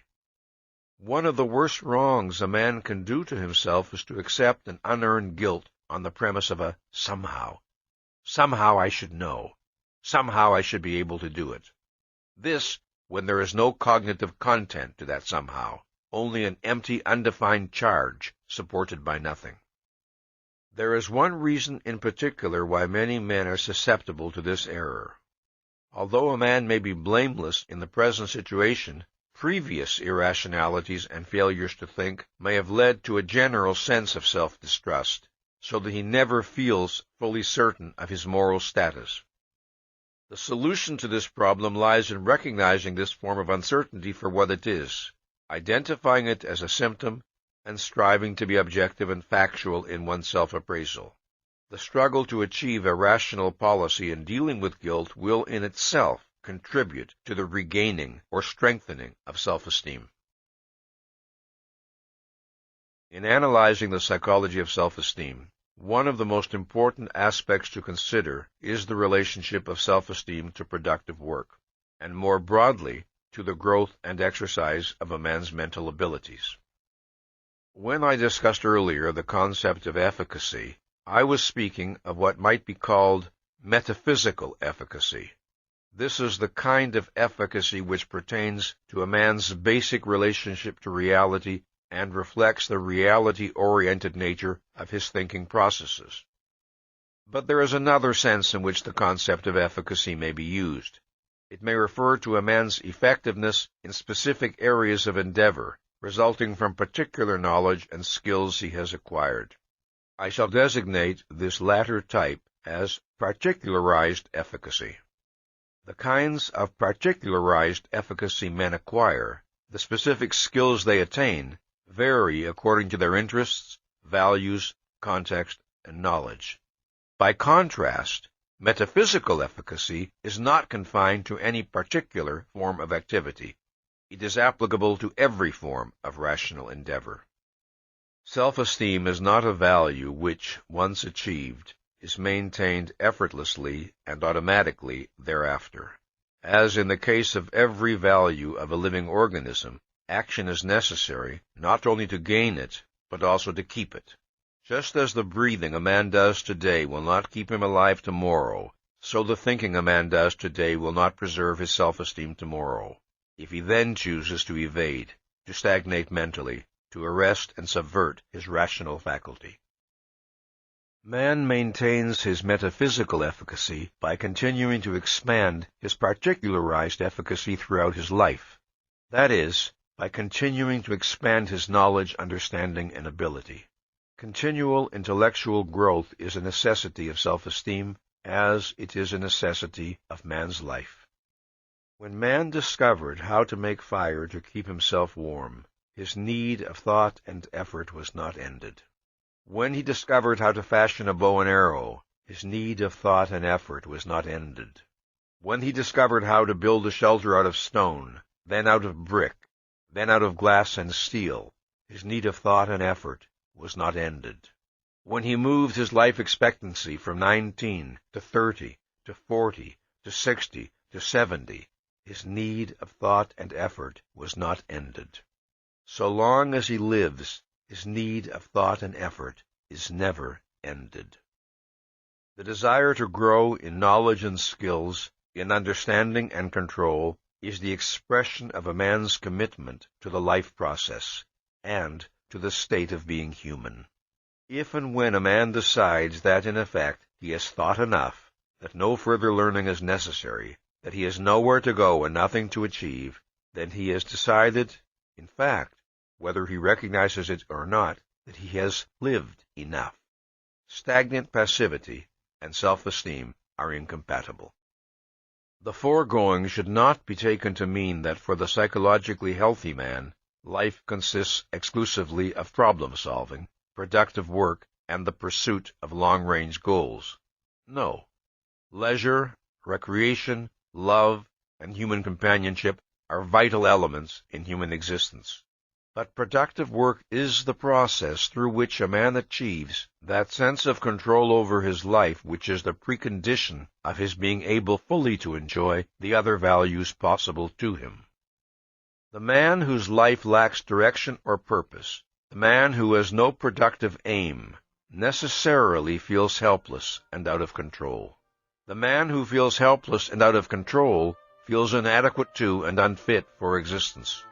And the man who feels unfit for existence is incapable of enjoying it. A productive purpose is a psychological need. To live purposefully and productively is a requirement of psychological well-being. The earliest self-generated pleasure of a human being's life is the pleasure of gaining a sense of control, a sense of efficacy. As the child learns to move his body, to crawl, to bang a spoon against a table and produce a sound, to build a structure of blocks, the enjoyment he exhibits is that of a living being gaining power over its own existence. It is this form of pleasure that a psychologically healthy person never loses. It remains a central motive of his life. This attitude accounts for the phenomenon of the mentally active man who is young at 90, just as the absence of this attitude accounts for the phenomenon of the mentally passive man who is old at 30. Perhaps this is the place to remind you of what I said in the introduction, namely, that I use the term man here in the generic sense to apply equally to men and women. None of these observations are intended to apply exclusively to the male gender. The higher the level of a man's self-esteem, the higher the goals he sets for himself, and the more demanding the challenges he tends to seek. On any level of intelligence or ability, one of the characteristics of self-esteem is a man's eagerness for the new and the challenging, for that which will allow him to use his capacities to the fullest extent. In the same way, a fondness for the familiar, the routine, the unexacting, and a fear of the new and the difficult is almost certainly an indication of a self-esteem deficiency. It must be emphasized that productive achievement is a consequence and an expression of healthy self-esteem, not its cause. The cause of authentic self-esteem is psychoepistemological, the rational, reality-directed character of a person's thinking processes. The causal sequence is as follows. A rational psychoepistemology leads to the attainment of self-esteem. The two together lead to achievements. Achievements lead to pride. Failing to understand this causal sequence, many men make the disastrous error of attempting to base their self-esteem on how well they succeed in achieving particular productive goals. However, success of this kind is not necessarily in a man's direct or exclusive control. Since man is neither omniscient nor infallible, and since in many productive endeavors the participation of other people is involved, it is profoundly dangerous to a person's self-esteem to let his sense of personal worth depend on factors beyond his control.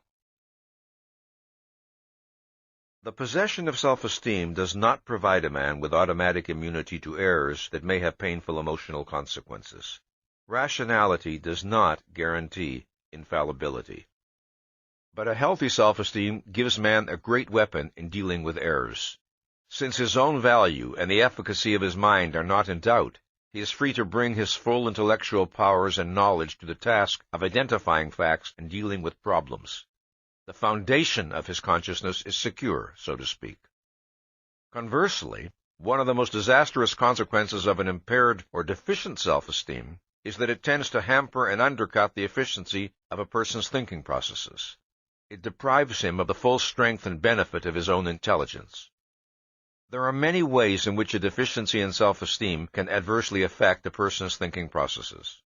If a man who faces the basic problems of life with an attitude of, "Who am I to know? Who am I to decide?" the man is undercut intellectually at the outset. A mind does not struggle for that which it regards as impossible. If a man feels that his thinking is doomed to failure, he doesn't think, or doesn't think very persistently. If a man sees himself as helpless, ineffectual, his actions will tend to confirm and reinforce his negative self-image, thus setting up a vicious circle. By the same principle, a man who is confident of his efficacy will tend to function efficaciously. A man's self-appraisal has profound motivational consequences for good or for bad. Its most immediate impact is felt in the quality and ambitiousness of his thinking. Many men become, in effect, the psychological prisoners of their own negative self-image. They define themselves as weak or mediocre or unmasculine or cowardly or ineffectual, and their subsequent performance is affected accordingly. The process by which this occurs is subconscious. Most men do not hold their self-image in conscious, conceptual form. While men are capable of acting contrary to their negative self-image, and many men do so at least on some occasions, the factor that tends to prevent them from breaking free is their attitude of resignation toward their own state. This is a particularly tragic error. When a person suffers from low self-esteem and institutes various irrational defenses to protect himself from the knowledge of his deficiency, he necessarily introduces distortions into his thinking. Consider, for example, the case of a man who, lacking authentic self-esteem, attempts to gain a sense of personal value from the image of himself as a big operator in business, a daring and shrewd go-getter who is just one deal away from a fortune. He keeps losing money in one get-rich-quick scheme after another. He is always blind to the evidence that his plans are impractical, always boasting extravagantly, his eyes on nothing but the hypnotically dazzling image of himself as a brilliantly skillful businessman. In order to protect a view of himself that the facts of reality cannot sustain, he severs cognitive contact with reality. He moves from one disaster to another, his sight turned inward, dreading to discover that the vision of himself, which feels like a life-preserver, is in fact a noose choking him to death. There is no way to preserve the clarity of one's thinking so long as there are considerations in one's mind that take precedence over the facts of reality. Pretense, self-deception, role-playing are so much a part of most men's lives that they have virtually lost, if they ever possessed, the knowledge of what it means to have an unreserved respect for the facts of reality. That is, what it means to take reality seriously.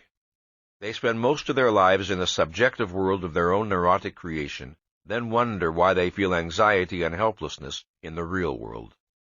The misery, frustration, and terror that characterize the psychological state of most men testify to two facts. First, that self-esteem is a basic need without which man cannot live the life proper to him, and second, that self-esteem can be achieved only by the consistent exercise of the one faculty that permits man to apprehend reality, his reason. Since self-esteem is a fundamental need of man's consciousness, men who fail to achieve self-esteem strive to fake it. They try to evade its lack and to seek protection from their state of inner dread behind the barricade of a pseudo-self-esteem. Let me explain what pseudo-self-esteem means. It is a non-rational, self-protective device to diminish anxiety and to provide a spurious sense of security, a device to assuage a need of authentic self-esteem while allowing the real causes of its lack to be evaded. A person's pseudo-self-esteem is maintained by two means, essentially.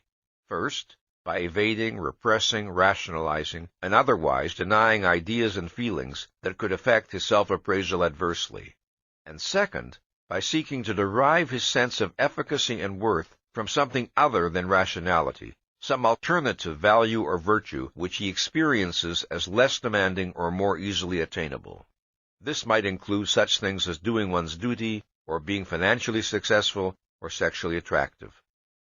This complex process of self-deception, on which the neurotic builds so much of his life, holds the key to his motivation, to his values, and his goals. To understand the nature and form of a particular man's pseudo-self-esteem is to understand the mainspring of his actions, to know, in effect, what makes him tick. In the psychology of a man of authentic self-value, there is no clash between his recognition of the facts of reality and the preservation of his self-esteem. This is because he bases his self-esteem on his determination to know and to act in accordance with the facts of reality as he understands them. But to the man of pseudo-self-esteem, reality appears as a threat. He feels in effect that it's reality or his self-esteem. This is why a man may be perfectly rational and lucid in an area that does not touch on or threaten his pseudo-self-esteem, and be flagrantly irrational, evasive, defensive, and even stupid in an area which is threatening to his self-appraisal. The process of evasion and repression is not sufficient to provide a neurotic with the illusion of self-esteem. That process is only part of the self-deception he perpetrates. The other part consists of the values he chooses as the means of achieving a sense of personal worth. In the process of choosing values, there is a fundamental difference in principle between the motivation of a man of self-esteem and a man of pseudo-self-esteem. An individual who develops healthily derives intense pleasure and pride from the work of his mind and from the achievements which that work makes possible. Feeling confident of his ability to deal with the facts of reality, he will want a challenging, effortful, creative existence. Feeling confident of his own value, he will be drawn to self-esteem in others. What he will desire most in human relationships is the opportunity to feel admiration. He will want to find persons and achievements he can respect that will give him the pleasure which his own character and achievements can offer others.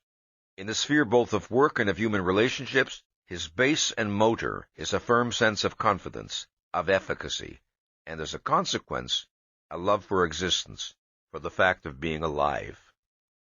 The base and motor of the man without self-esteem is not confidence, but fear. Not to live, but to escape his terror of life is his fundamental goal.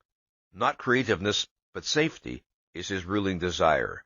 And what he seeks from others is not the chance to experience admiration, but an escape from moral values, an escape from moral judgment, a promise to be forgiven, to be accepted, to be taken care of, to be comforted and protected in a terrifying universe. A man's self-esteem or pseudo-self-esteem determines his abstract values, not the specific goals he will seek. The latter proceed from a number of factors such as a person's intelligence, knowledge, premises, and personal context. For instance, a person of high self-esteem will desire intellectually challenging work, but whether he chooses to enter business or science or art depends on narrower, less fundamental considerations. Similarly, a man of pseudo-self-esteem will desire that others protect him from reality, but a variety of factors determine whether he feels more at home among the country club set, or the academic set, or the underworld set. The principle that distinguishes the basic motivation of a man of self-esteem from that of a man of pseudo-self-esteem is the principle of motivation by love versus motivation by fear. Love of self and of existence versus the fear that oneself is unfit for existence. Motivation by confidence versus motivation by terror. To the extent that a man lacks self-esteem, he lives negatively and defensively. When he chooses his particular values and goals, his primary motive is not to afford himself a positive enjoyment of existence, but to defend himself against anxiety, against painful feelings of inadequacy, self-doubt, and guilt. Values chosen in this manner may be termed defense values. A defense value is one motivated by fear and aimed at supporting a pseudo-self-esteem. It is experienced in effect as a means of survival, as a substitute for rationality. It is an anti-anxiety device. Such a value is unhealthy, not necessarily by virtue of its nature, but by virtue of the motivation for choosing it. The value itself may not be irrational. What is irrational is the reason for its selection. Productive work, for instance, is a rational value, but escaping into work as a means of evading one's shortcomings and conflicts is obviously not rational. A significant characteristic of defense values is the unreasoning compulsiveness with which they are usually held. Men of pseudo-self-esteem cling to these values with blind tenacity and fanatical devotion as they would cling to a life-preserver in a stormy sea. Man's greatest fear is not of dying, but of feeling unfit to live. And to escape the agony of that feeling, men will pay any price. They will defy logic, they will sacrifice their practical self-interest, Sometimes they will even forfeit their life. With rare exceptions, they will pay any price except the one that could save them. They will not acknowledge the fraudulence of their defenses and work to achieve an authentic self-esteem. They will not accept the responsibility of living as rational beings. No evasion, no defense values, no strategy of self-deception can ever provide a man with a substitute for authentic self-esteem.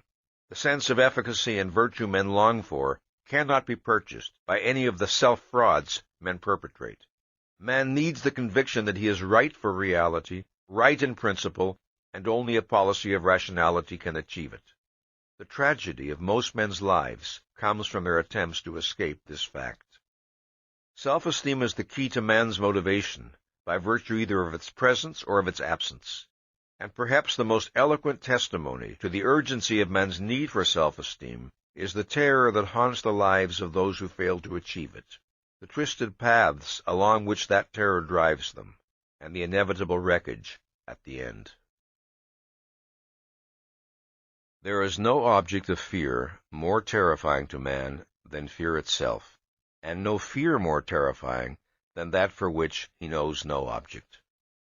Yet to live with such fear as a haunting constant of their existence is the fate of countless millions of men and women. It has been the fate of most of the human race. I do not speak of that fear which few men can escape, the fear of dictatorship, of war, of enslavement, of economic collapse, of arbitrary, unpredictable violence. Such fear can be natural and rational, a realistically appropriate response to concrete and tangible dangers. The fear of which I speak occurs without the existence of any apparent perils. Its unique characteristic is that it appears to be causeless. Its victims know only that it has struck them, but they do not know why. Project the kind of terror a man would feel while hanging by a frayed rope over an abyss. Then omit the rope and the abyss. Conceive of a person victimized by such an emotion, not while suspended precariously in space, but while safely at home in his living room or at his office. This is pathological anxiety in its acute stage. Pathological anxiety is a state of dread experienced in the absence of any actual or impending objectively perceivable threat. Pathological anxiety differs from the ordinary fears of everyday life. Ordinary fear is a proportionate and localized reaction to a concrete, external, and immediate danger, such as fear of standing in the path of an oncoming car. It differs also from normal anxiety. Normal anxiety is a feeling of helplessness and apprehension directed, like fear, toward a specific source. But the danger is less immediate than in the case of fear, and the emotion is more anticipatory, such as the feeling that might overcome a person confronted with signs of some serious illness. Normal fear and anxiety vanish when the danger is removed. They are not, in effect, a personality attribute of their possessor, but pathological anxiety is. Pathological anxiety does not always appear in an intense or violent form. Many of its victims know it not as an acute attack of panic or as a chronic sense of dread, but only as an occasional uneasiness, a diffuse sense of nervousness and apprehension, coming and going unpredictably, pursuing some incomprehensible pattern of its own. It can exist on a continuum from faint discomfort to an experience of such agony that many who have known it have sworn they would sooner die than undergo it a second time. In cases of pathological anxiety, the sufferer can give no identity to that which he fears, for he feels afraid of nothing in particular and of everything in general. If he tries to offer some rationalized explanation for his feeling, if he grasps at some sign in the external world to prove he is in danger, his explanations are transparently illogical. He then acts as though that which he fears is not any specific concrete, but reality as such.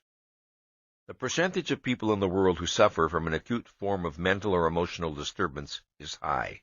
Yet such persons constitute only a very small percentage of the total number of men and women who suffer from pathological anxiety throughout most of their lives, but whose disorder never reaches an alarming degree. These individuals would, in most cases, be regarded by those around them as quite normal. They would not themselves think of questioning their psychological health merely because they are prey to fits of inexplicable, objectless apprehension. These are the persons who, for instance, cannot bear to be alone, or they cannot live without sleeping pills, or drink too much, or they feel a constant need to be amusing and entertain, or flee to too many movies they have no desire to see, and to too many gatherings they have no desire to attend. Or these persons are obsessively concerned with what others think of them, or they long to be emotional dependents or to be depended upon, or they succumb to periodic spells of unaccountable depression, or they run from one meaningless sexual affair to another, or they seek membership in a kind of collective movements that dissolve personal identity and obviate personal responsibility. A vast, anonymous assemblage of men and women who have accepted fear as a built-in, not to be wondered about fixture of their soul, dreading even to identify that what they feel is fear, or to inquire into the nature of that which they seek to escape. What is the nature and cause of pathological anxiety? To answer this question, one should begin by noting the metaphysical character of this anxiety. The fear seems to be directed at the universe at large, at existence as such, as though implying that to be is to be in mortal danger. The anxious person feels a profound sense of helplessness, of impotence. He feels a sense of shapeless but impending disaster, and often he feels a unique, nameless sense of guilt. And the guilt, too, has a metaphysical quality. He feels wrong as a person, wrong in some fundamental way that is wider than any particular fault or defect he can identify. When a person suffers from this metaphysical kind of dread, the cause does not lie in the external world. It lies within himself. It is not something that reality has done to him. It is something he has done to himself. He carries the threat and the danger within his own consciousness. Pathological anxiety is nature's alarm signal, warning a man that he is in an improper psychological condition, that his relationship to reality is wrong. It is his mind's cry of inefficacy and loss of control. It is a crisis of self-esteem. Whenever a man feels fear, any kind of fear, his response reflects an estimate of some danger to him, some threat to his values. The value being threatened, in the case of pathological anxiety, is the sufferer's ego. A person's ego is his mind, his faculty of awareness, his ability to think. It is the faculty that perceives reality, preserves the inner continuity of his existence, and generates his sense of personal identity. Any threat to a person's ego, anything which he experiences as a danger to his mind's efficacy and control, is a potential source of pathological anxiety. The pain of this anxiety is the most terrible that man can know, because the value at stake is necessarily the most crucial of all his values. In order to deal with existence successfully, to achieve the values and goals his life and well-being require, man needs to strive for an unobstructed cognitive contact with reality. This means that he must maintain a full mental focus, must seek the clearest possible awareness with regard to his actions and concerns, and everything which bears upon them. If a man defaults on the responsibility of this task, the consequences are not merely the failure and defeats he suffers existentially. The deadlier penalty is the consequence for his ego, for his sense of himself.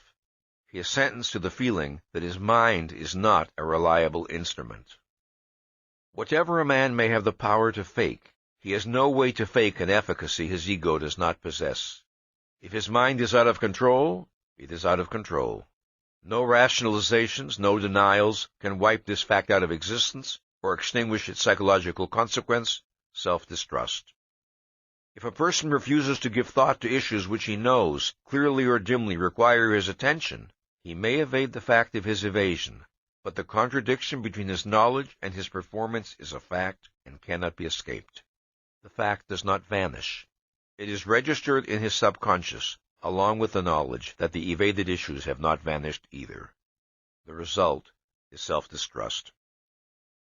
If a man establishes within his consciousness the principle that it is permissible to act with his mind unfocused, that he need not know what he is doing or why, that the difficult need not be thought about, that the painful need not be faced, that the undesirable need not be acknowledged, then this is the secret knowledge about its method of functioning that a man's ego cannot escape.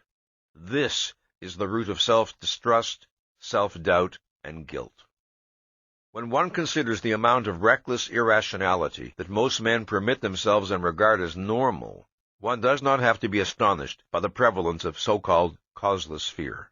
If men feel anxiously uncertain of their ability to deal with the facts of existence, they have given themselves ample grounds for their feeling. But pathological anxiety, we must remember, is pathological.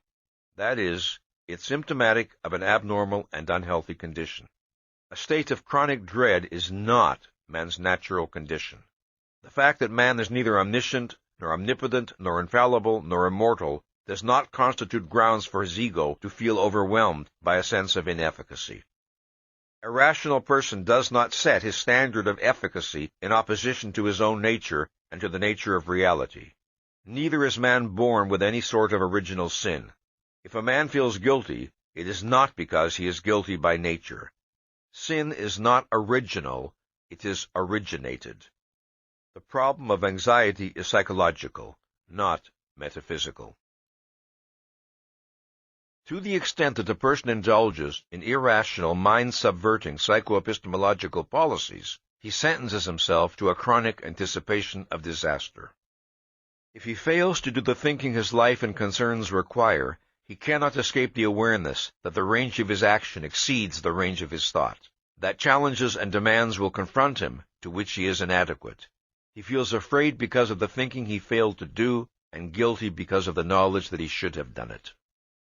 If he acts contrary to his convictions, if he takes actions which he regards as wrong, and or fails to take actions which he regards as right, he comes to experience the feeling not merely that his actions are wrong, but that he is wrong.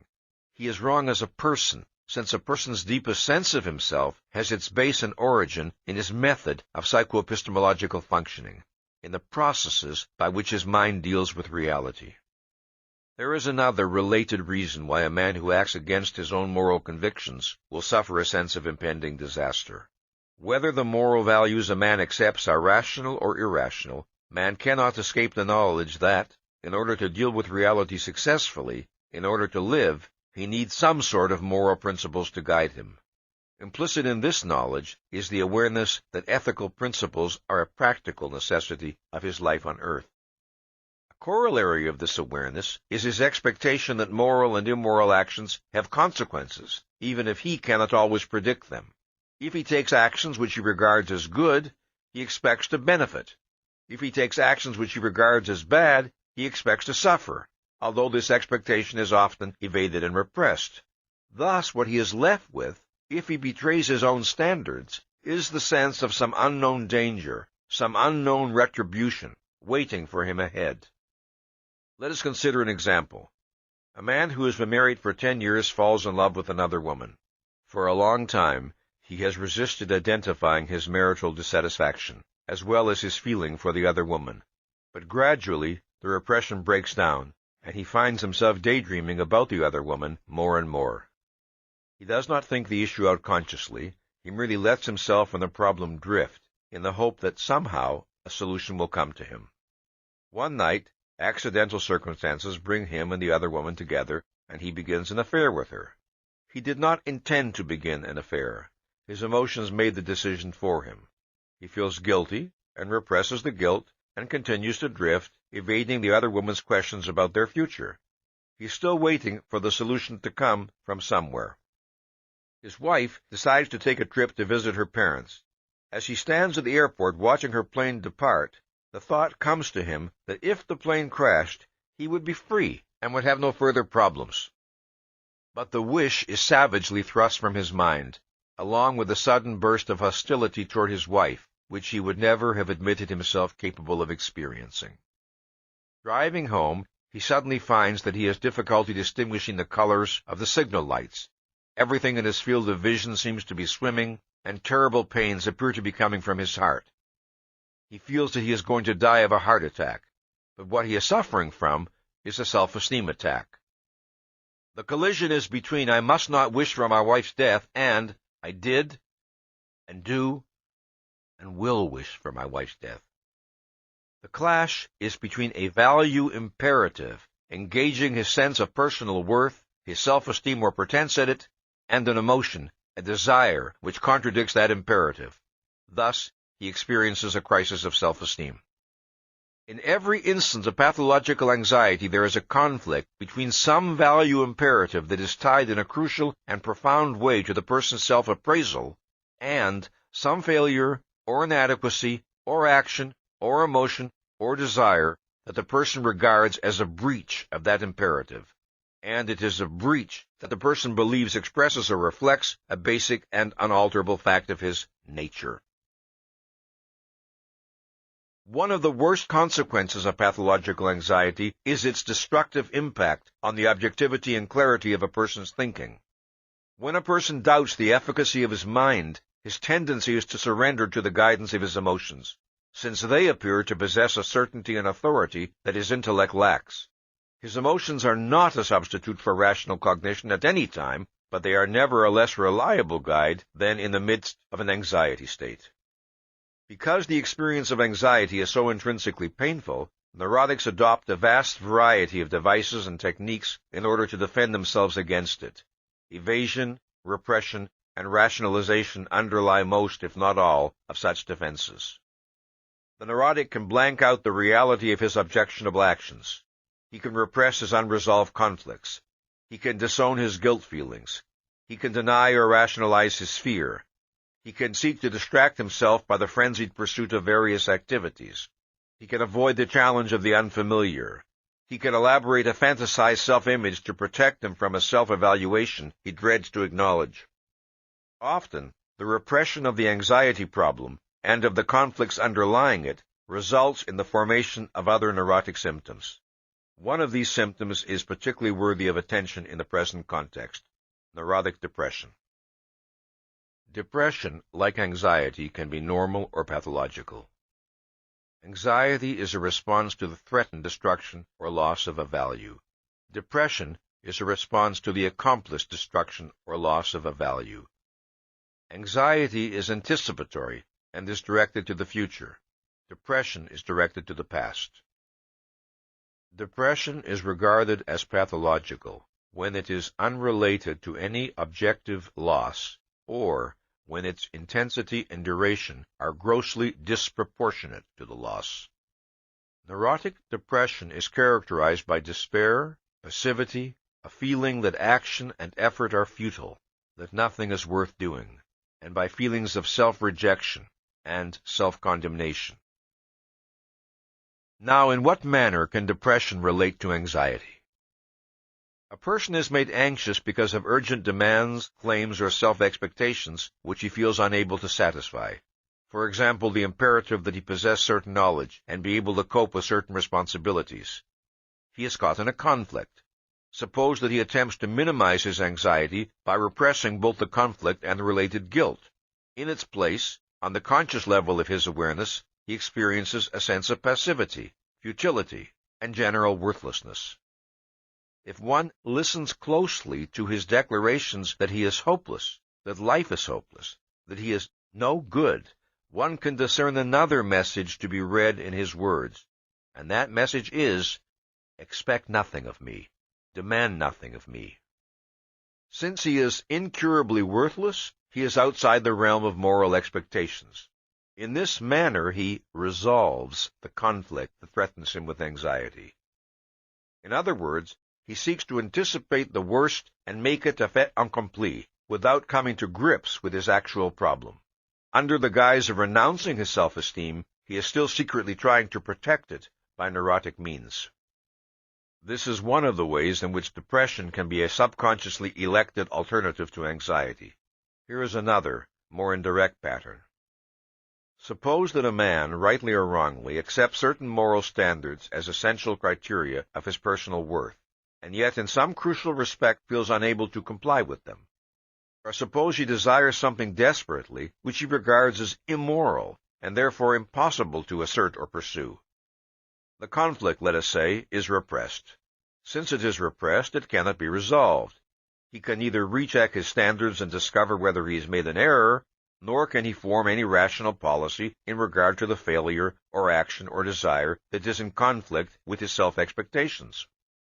He is left with the oppressive enervating sense of some nameless, unalterable burden which he assents to carry and live with to the end of his days. He has lost or minimized his anxiety. He may be comparatively free of conscious guilt, but what he experiences instead is despair, an exhausting despair that paralyzes the will to act. He has relinquished the possibility of achieving self-esteem or happiness. To regain his mental health, the depressed person must be willing to experience anxiety. He must be willing to relinquish the comfort of despair and to confront his anxiety-provoking conflicts in order to resolve them and move forward. Anxiety is still a sign of life, of conflict and struggle, and therefore of possible victory. But depression is resignation to defeat. Anxiety and guilt are painful and disruptive of clear objective thinking. But just as physical pain has a crucial survival value, warning a person that his body is in danger, so anxiety and guilt have the same survival value and perform the same function for man's mind and person. Man is free to ignore the warning signals of danger, but the warning is there, in the form of a penalty he cannot escape. And thus, paradoxically, pathological anxiety is at once man's protector and his nemesis. If a man defaults on the responsibility of reason, then his self-betrayed ego becomes its own avenger.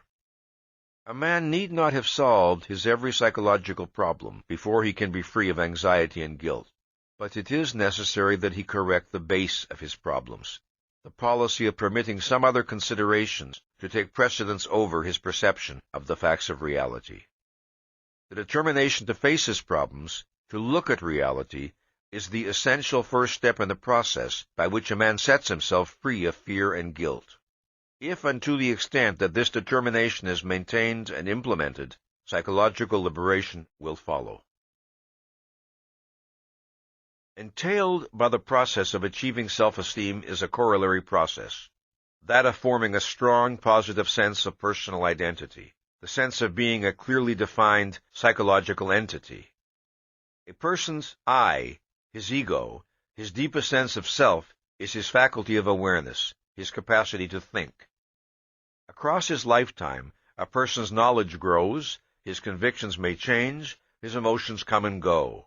But that which knows, judges, and feels, that is the changeless constant within him. To choose to think, to identify the facts of reality, to assume the responsibility of judging what is true or false, right or wrong, is man's basic form of self-assertiveness. It is his acceptance of his own nature as a rational being, his acceptance of the responsibility of intellectual independence, his commitment to the efficacy of his own mind. The hallmark of healthy self-assertiveness in a child is his visible delight in the action of his mind, his desire for the new, the unexplored, the challenging, his refusal to accept on faith the platitudes of his elders. Add to that his insistent use of the word why, his boredom with routine, his hunger for that which will necessitate the fullest exercise of his powers, and thus allow him to achieve and experience the growing pride of self-esteem.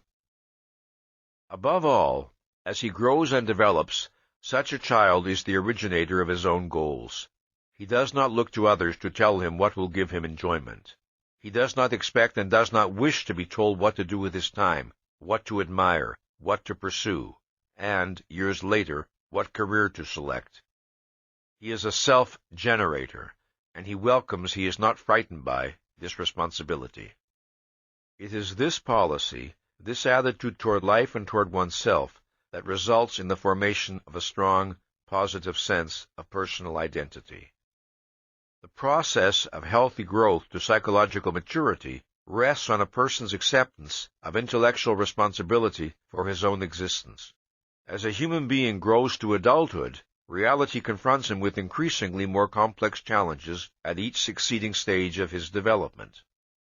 The range of thought, knowledge, judgment, and decision-making required of him at the age of 12 is greater than that required at the age of 5.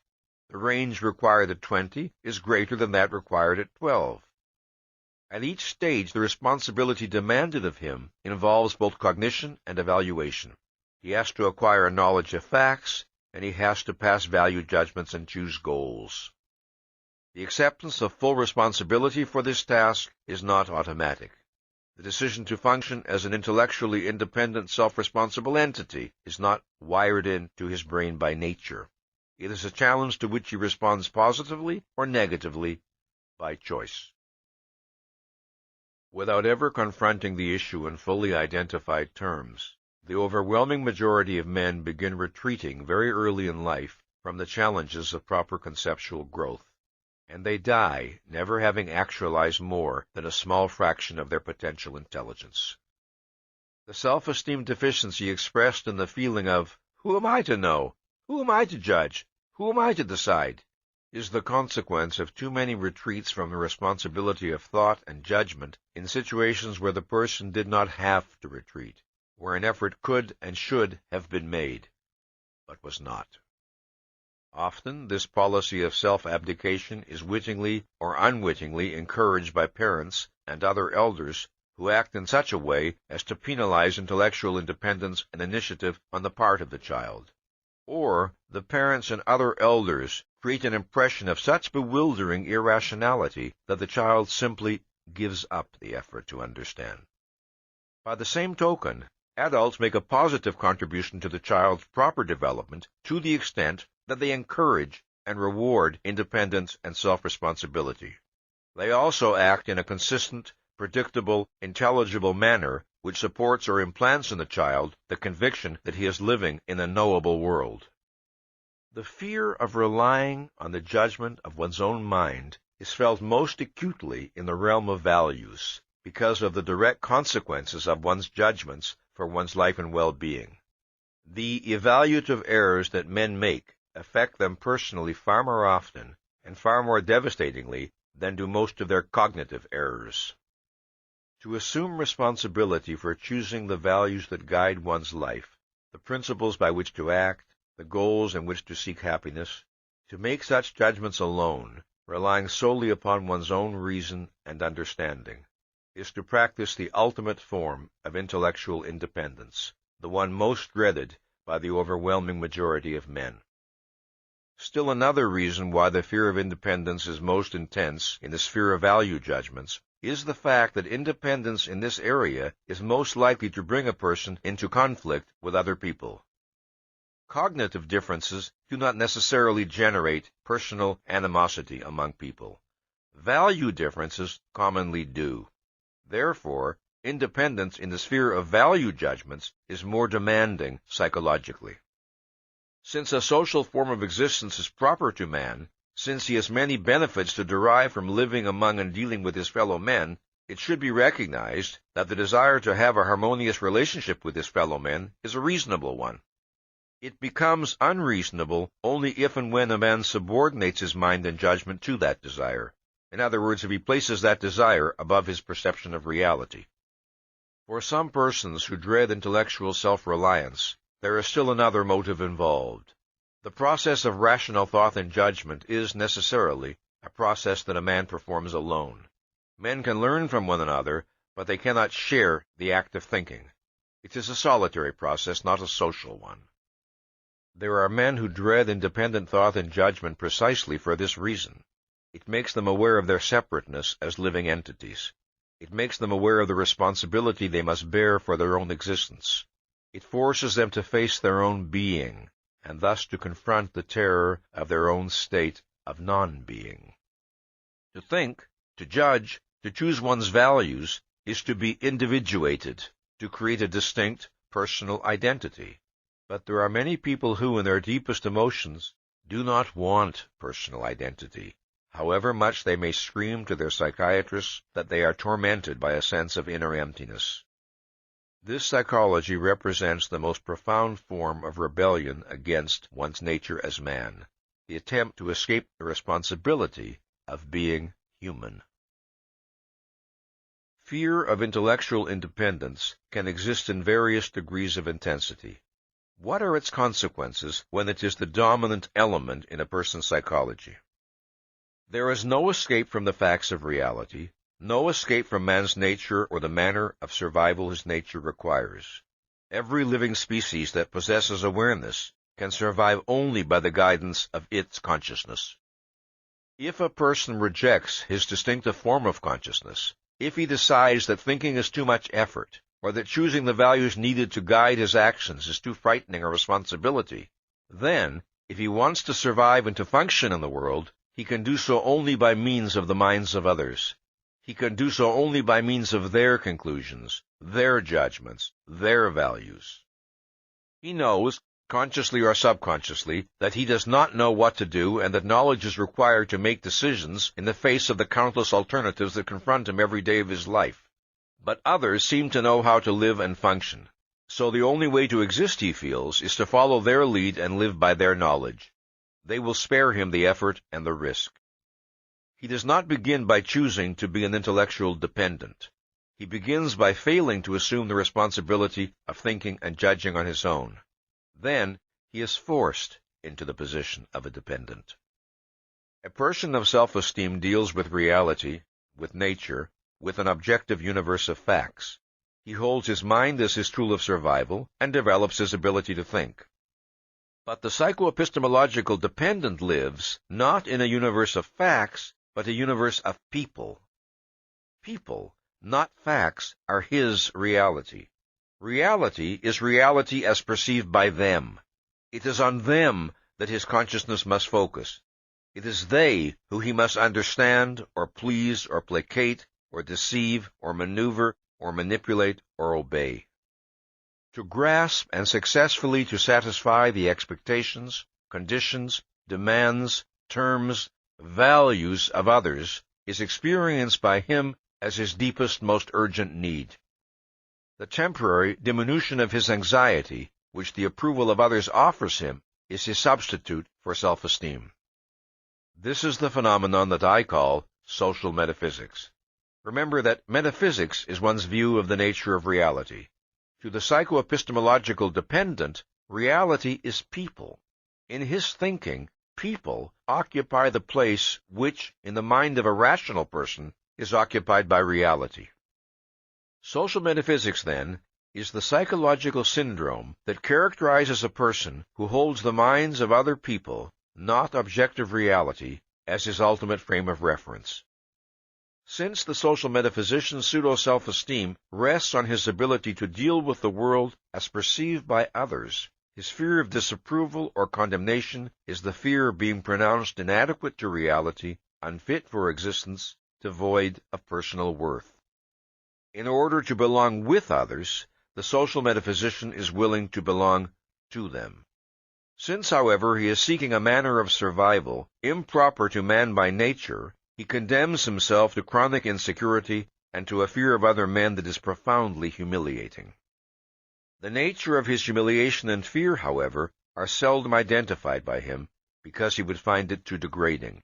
Most often he seeks to protect his pseudo-self-esteem by evading the humiliation and rationalizing the fear.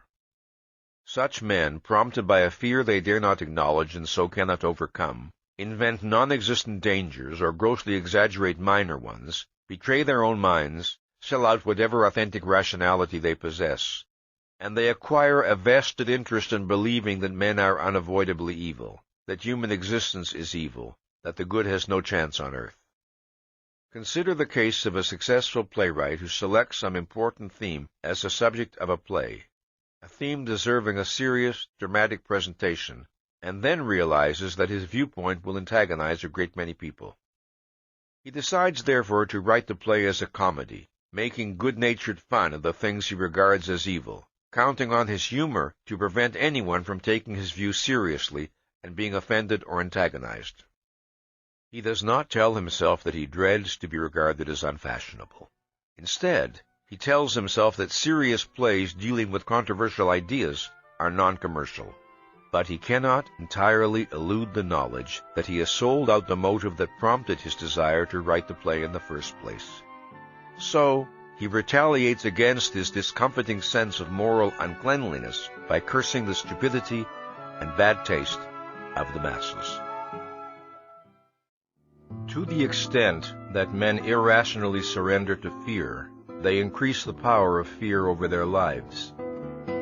More and more things acquire the power to invoke fear in them. Their self-confidence diminishes, and their sense of danger grows.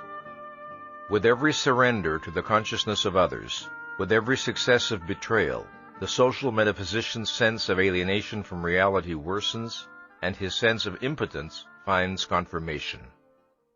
There are many different types of social metaphysicians.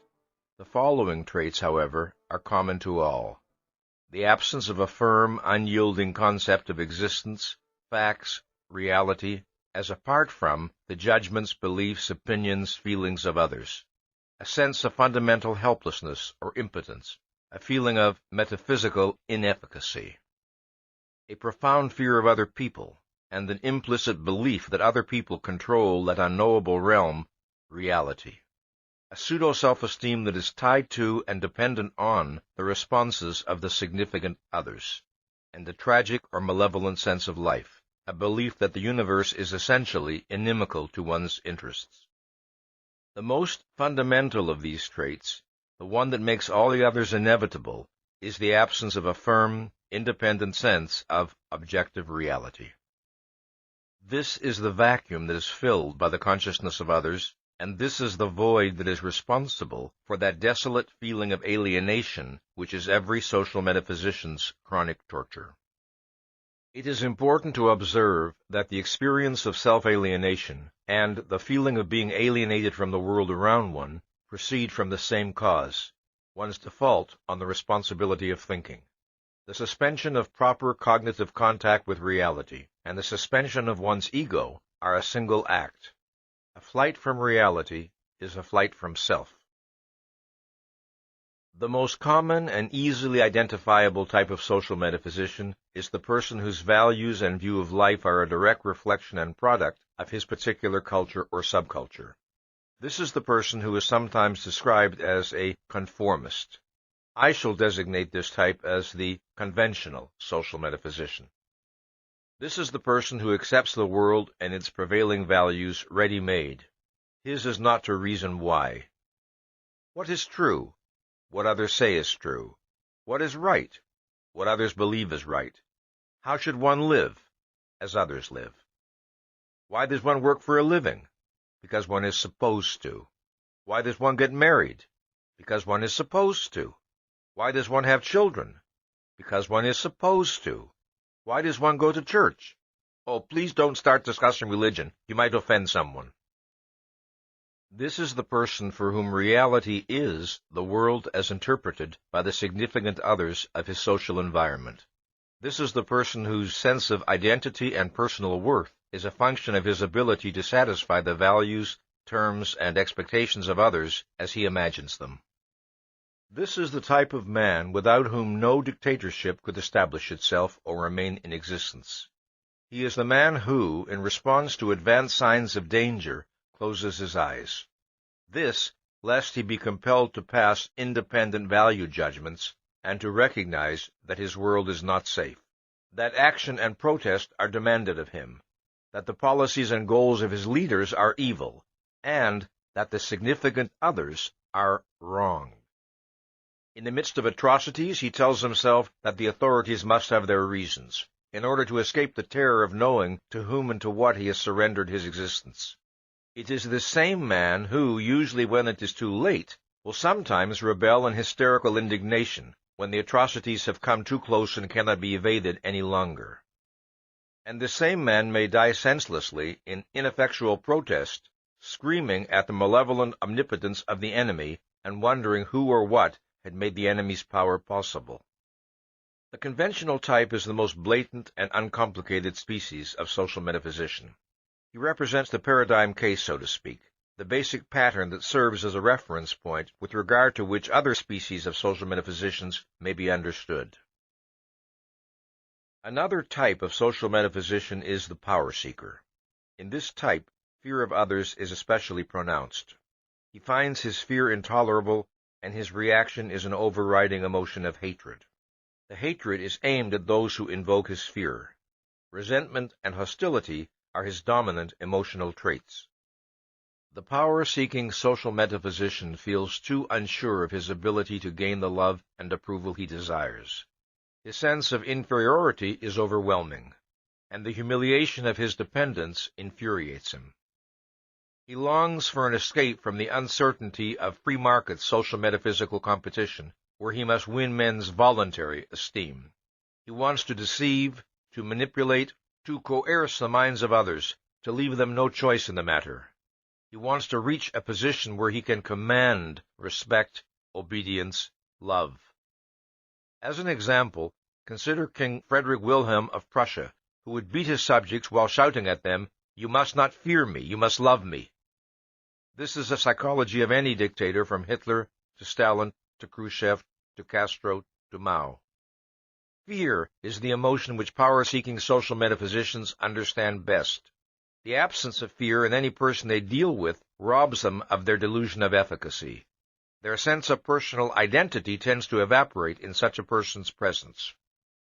Faced with the question, what am I to do with my life, or what will make me happy, the conventional social metaphysician seeks the answer among the standard values of his culture: respectability, financial success, marriage, family, professional competence, and so on.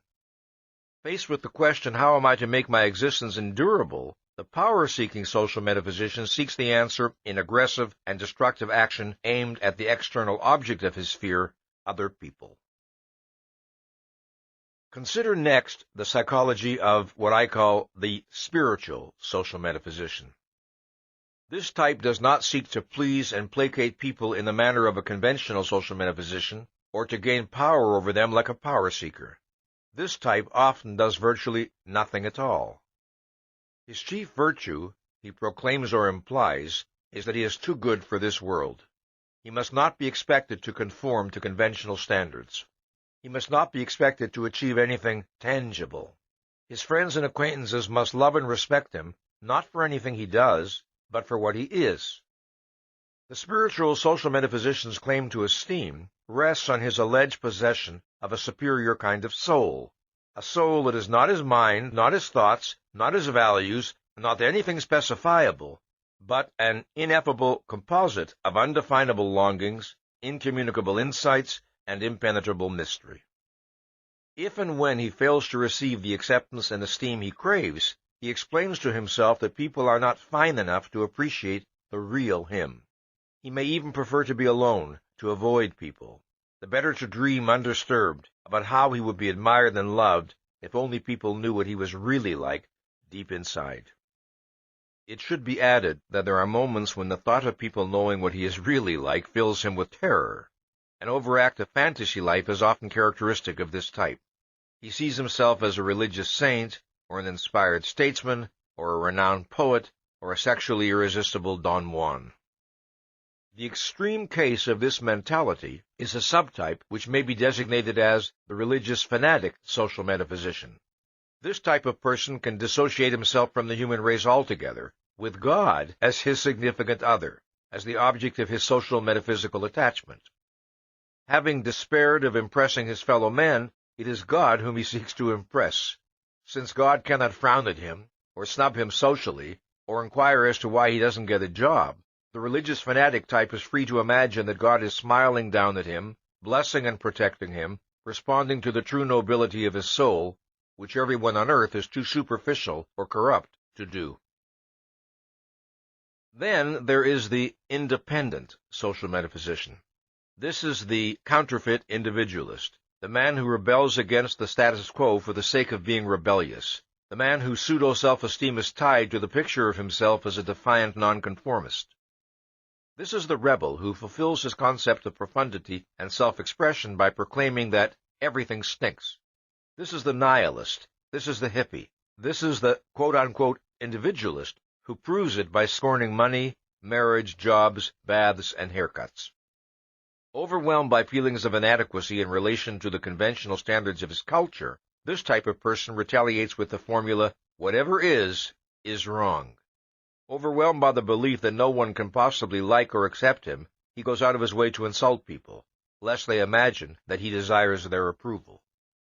Overwhelmed with humiliation at feeling himself an outcast, he struggles to conquer his sense of non-identity by maintaining that to be an outcast is proof of one's superiority. While he may profess devotion to some particular idea or goal, his primary motivation is negative rather than positive. He is against rather than for. He does not originate or struggle for positive values of his own, he merely rebels against the values and standards of others. This, as if the absence of passive conformity, rather than the presence of independent rational judgment, were the hallmark of self-reliance and spiritual sovereignty. It is by means of this delusion that he seeks to escape the fact of his inner emptiness. There is, finally, a type of social metaphysician that differs in important respects from all the foregoing varieties I have described. I call this type the ambivalent social metaphysician. This is the person who has still preserved a significant degree of intellectual sovereignty. The ambivalent type seldom dares to question the fundamental values of his social environment, but he is often indifferent to these values, paying them only perfunctory respect. In the areas of life to which these values pertain, he does not assert counter-values of his own. He merely withdraws, surrendering those aspects of reality to others. He tends to restrict his activity and concern to the sphere of his work, where his self-reliance and sovereignty are greatest. His superiority to other social metaphysicians is evidenced not only by his greater independence, but also by his desire to earn the esteem he longs for, by his relative inability to find real pleasure in an admiration not based on standards he can respect, and by his tortured disgust at his own fear of the disapproval of others. Among this type one will find men of distinguished achievements and outstanding creative originality, men whose treason and tragedy lie in the contrast between their private lives and their lives as creators. These are the men who have the courage to challenge the cognitive judgments of world figures, but lack the courage to challenge the value judgments of the folks next door. It must be understood that none of the social metaphysical types I have described are intended to represent mutually exclusive categories. Any particular social metaphysician may possess characteristics of several types. The purpose of such a typological description is to isolate certain dominant trends among social metaphysicians. The forms that social metaphysics can take are virtually unlimited, but if one grasps the principles involved, one will be better able to understand the appalling consequences to which such social metaphysics leads. It has been barely possible here to hint at those consequences. The full story cannot be told in so brief a discussion, but it is written in blood across the pages of history. Now, let's examine the psychology of sex and romantic love and their relationship to self-esteem. The two sources of greatest potential happiness for human beings are productive work and romantic love. Through the productive use of his mind, man gains control over his existence and experiences the pleasure and pride of efficacy.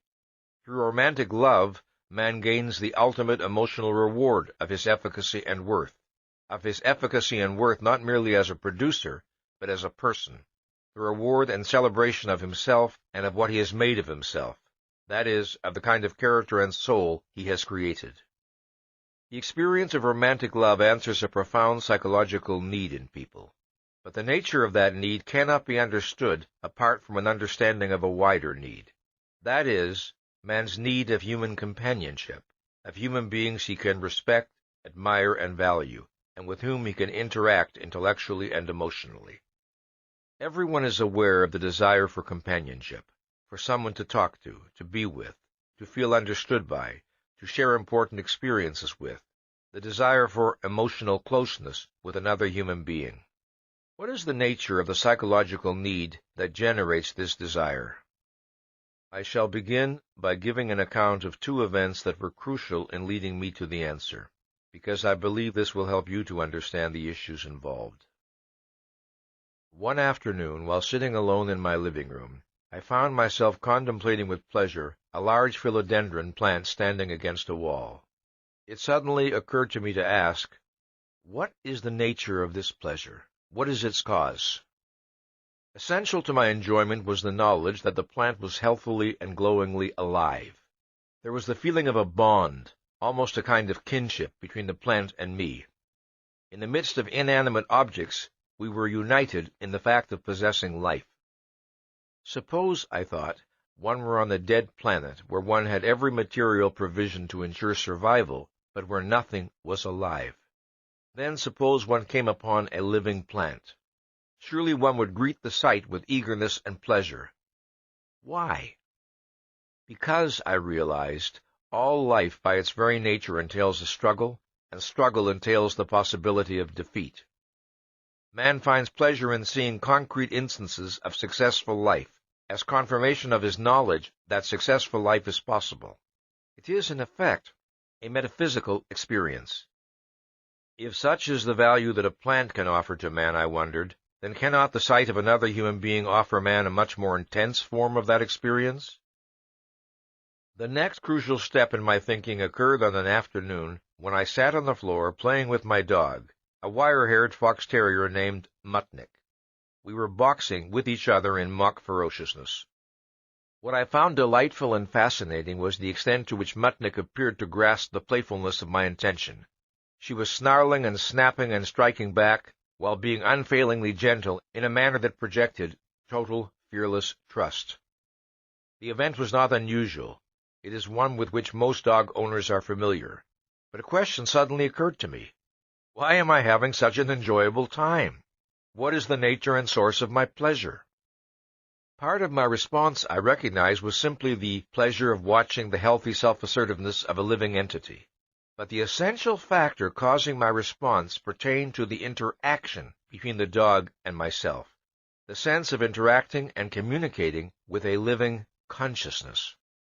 Suppose I were to view Mutnik as an automaton without consciousness or awareness, and to view her actions and responses as entirely mechanical. Then my enjoyment would vanish. The factor of consciousness was of primary importance. Then I thought, suppose I were left on an uninhabited island. Would not the presence of Mutnik be an enormous value to me? Obviously it would. Because she could make a practical contribution to my physical survival? Obviously not. Then what value did she have to offer? Companionship. A conscious entity with whom to interact and communicate as I was doing now. But why is that a value? The answer to this question, I realize, would explain much more than the attachment to a pet. Involved in this issue is the psychological principle that underlies man's desire for human companionship. It is the principle that would explain why a conscious entity seeks out and values other conscious entities, why consciousness is of value to consciousness. When I identified the answer, I called it the Mutnik principle, because of the circumstances under which it was discovered. Now let us consider the nature of this principle. My feeling of pleasure in playing with Mutnik contained a particular kind of self-awareness. The self-awareness came from the nature of the feedback Mutnik was providing. From the moment I began to playfully box, she responded in an equally playful manner. She conveyed no sign of feeling threatened. She projected an attitude of trust and pleasurable excitement. The effect of Mutnik's behavior was to make me feel seen, to make me feel psychologically visible. Mutnik was responding to me not as to a mechanical object, but as to a person. What is significant is that Mutnik was responding to me as a person in a way that I regarded as objectively appropriate. Had she responded with fear and an attitude of cowering, I would have experienced myself as being misperceived by her and would not have felt pleasure.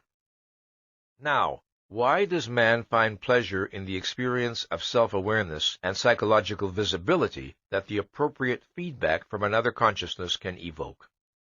Consider the fact that normally man experiences himself as a process, in that consciousness itself is a process, and the contents of man's mind are a shifting flow of perceptions, thoughts, and emotions. His own mind is not an unmoving entity which man can contemplate objectively, as he contemplates objects in the external world. He has, of course, a sense of himself, of his own identity, but it is experienced more as a feeling than a thought.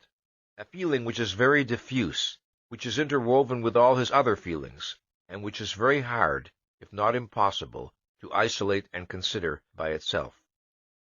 His self-concept is not a single concept, actually, but a cluster of images and abstract perspectives on his various real or imagined traits and characteristics, the sum total of which can never be held in focal awareness at any one time. That sum is experienced, but it is not perceived as such. When a man stands before a mirror, he is able to perceive his own face as an object in reality, and he finds pleasure in doing so, in contemplating the physical entity who is himself. There is a value in being able to look and think, "That's me." Is there a mirror in which man can perceive his psychological self, in which, in effect, he can perceive his own soul? Yes. The mirror is another consciousness.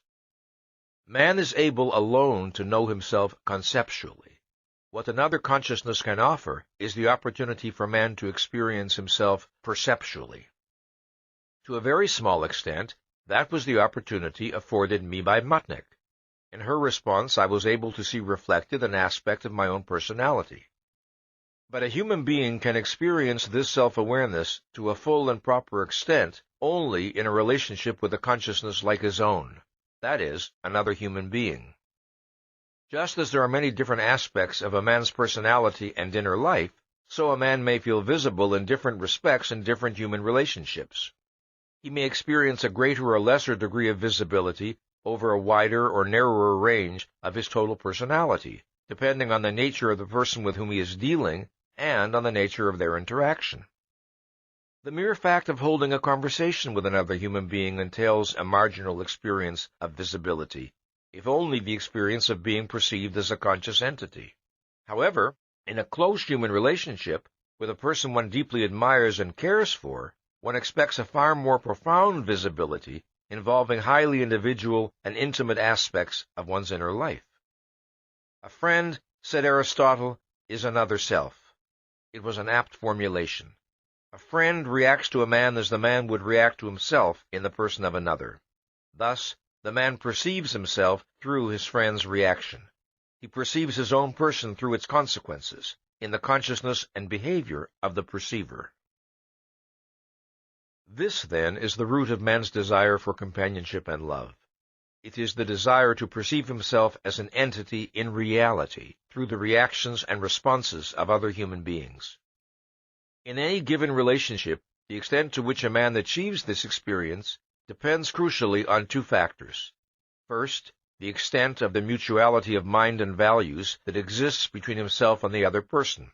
Second, the extent to which his self-image corresponds to the actual facts of his psychology, that is, the extent to which he knows himself and judges himself correctly. The desire for visibility is usually experienced by men as the desire to be understood by other human beings. If a man is happy and proud of some achievement, he wants to feel that those who are close to him understand his achievement and its personal meaning to him, understand and attach importance to the reasons behind his emotions.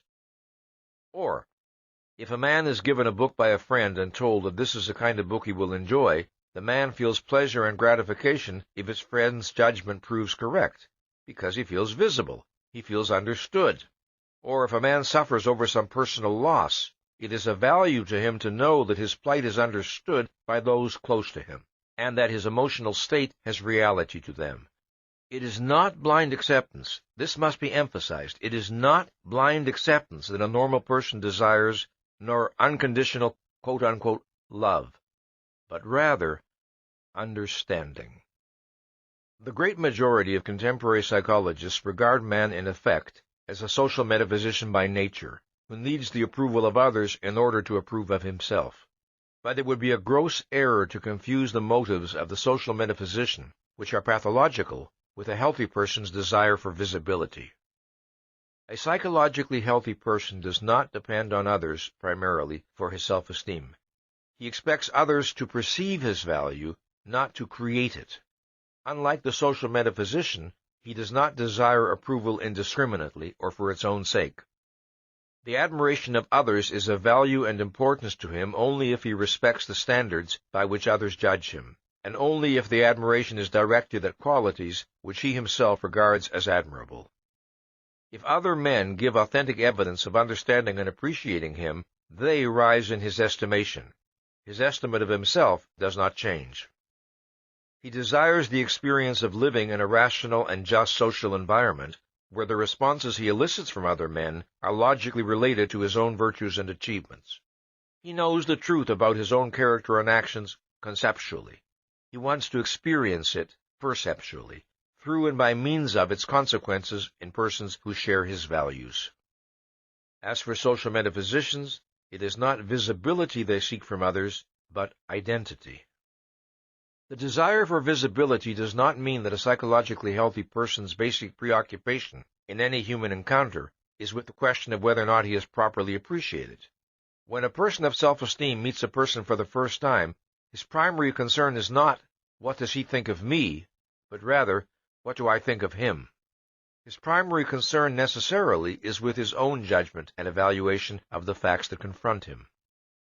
Entailed by man's desire to see his values objectified in reality is the desire to see his own values embodied in the persons of others, to see human beings who face life as he faces it. That sight offers man a reaffirmation of his own view of existence. A man can feel visible in different respects and to varying degrees in different human relationships. A relationship with a casual stranger does not afford man the degree of visibility he experiences with an acquaintance. A relationship with an acquaintance does not afford man the degree of visibility he experiences with an intimate friend. But there is one relationship which is unique in the depth and comprehensiveness of the visibility it entails: romantic love. Contained in every human being's self-concept is the awareness of being male or female. One's sexual identity, the way one psychologically experiences one's maleness or femaleness, is normally an integral and intimate part of one's experience of personal identity. One's psychosexual identity is the product and reflection of the manner in which one responds to one's nature as a sexual being, just as one's personal identity is the product and reflection of the manner in which one responds to one's nature as a human being. To what extent is one aware of oneself as a sexual entity? What is one's view of sex and of its significance in human life? How does one feel about one's own body? How does one view the opposite sex? How does one identify the respective sexual roles of man and woman? How does one evaluate one's own sexual role? It is his answers to such questions that determine a human being's sexual psychology. The single most pertinent factor in determining a person's sexual attitudes is the general level of his self-esteem. The higher the level of self-esteem, the stronger the likelihood that his responses to his own sexuality will be appropriate and that he will exhibit a healthy sex psychology. A healthy masculinity or femininity is the consequence and expression of a rationally affirmative response to one's own sexual nature. What does this entail? A strong affirmative awareness of one's own sexuality, a positive response to the phenomenon of sex, a perspective on sex that sees it as integrated to one's mind and values, not as a dissociated, mindless, and meaningless physical indulgence, a positive and self-valuing response to one's own body and the body of the opposite sex, and a confident understanding, acceptance, and enjoyment of one's own sexual role.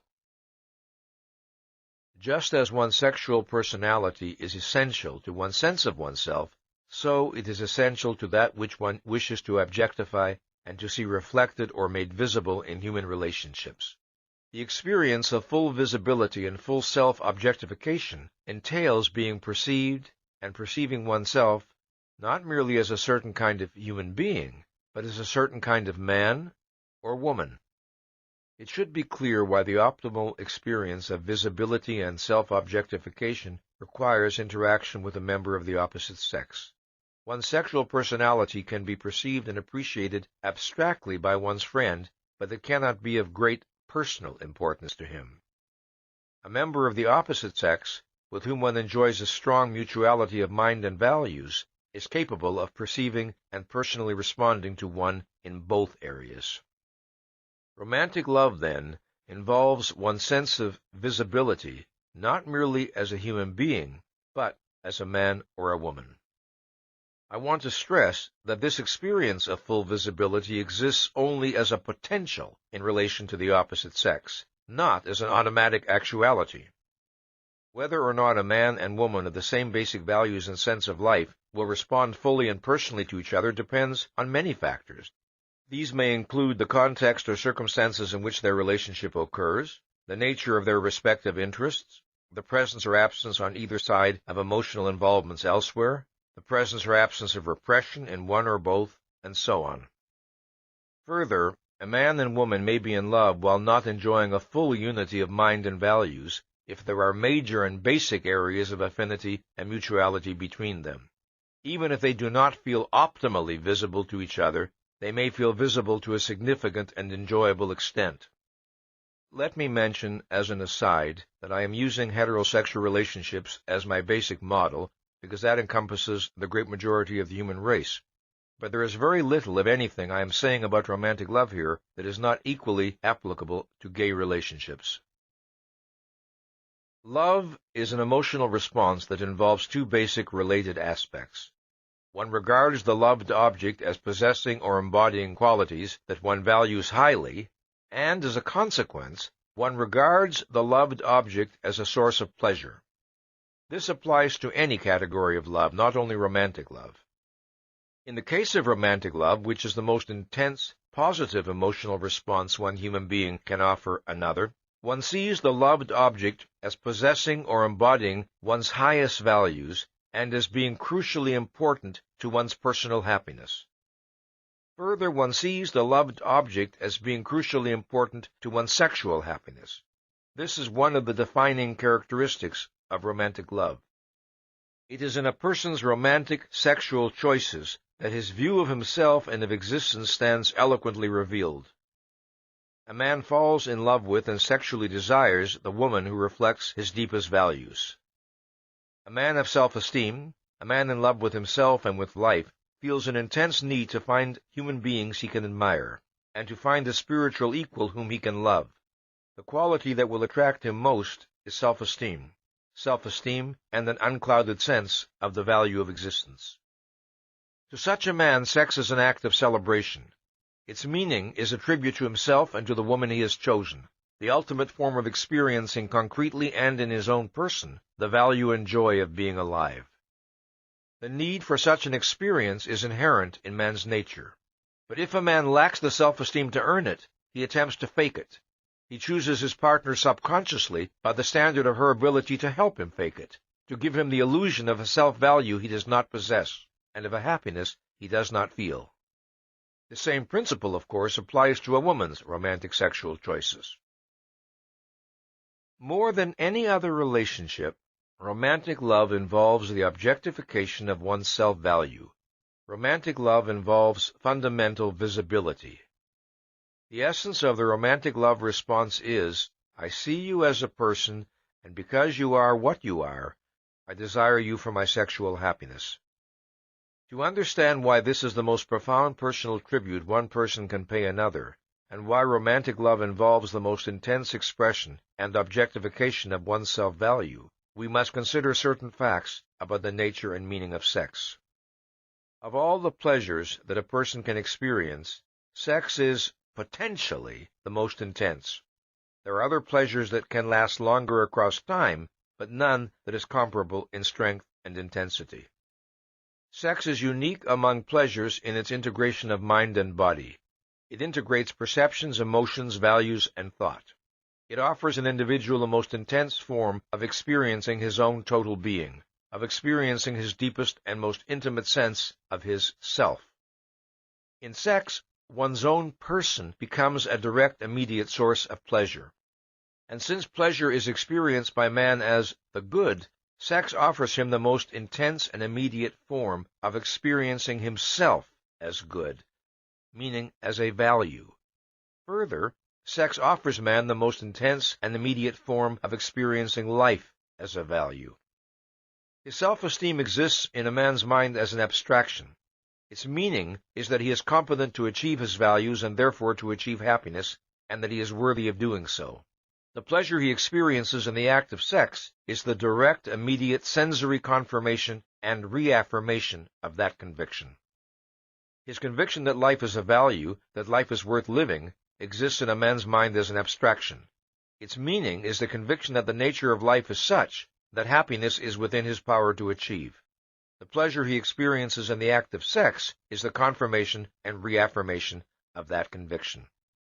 And thus, sex is the ultimate form in which man experiences perceptually that he is good and that life is good. Sex affords an individual a most intensely pleasurable form of self-awareness. In romantic love, when a man and woman project that they desire to achieve this experience by means of each other's person, that is the highest and most intimate tribute a human being can offer or receive. That is the ultimate form of acknowledging the value of the person one desires, and of having one's own value acknowledged.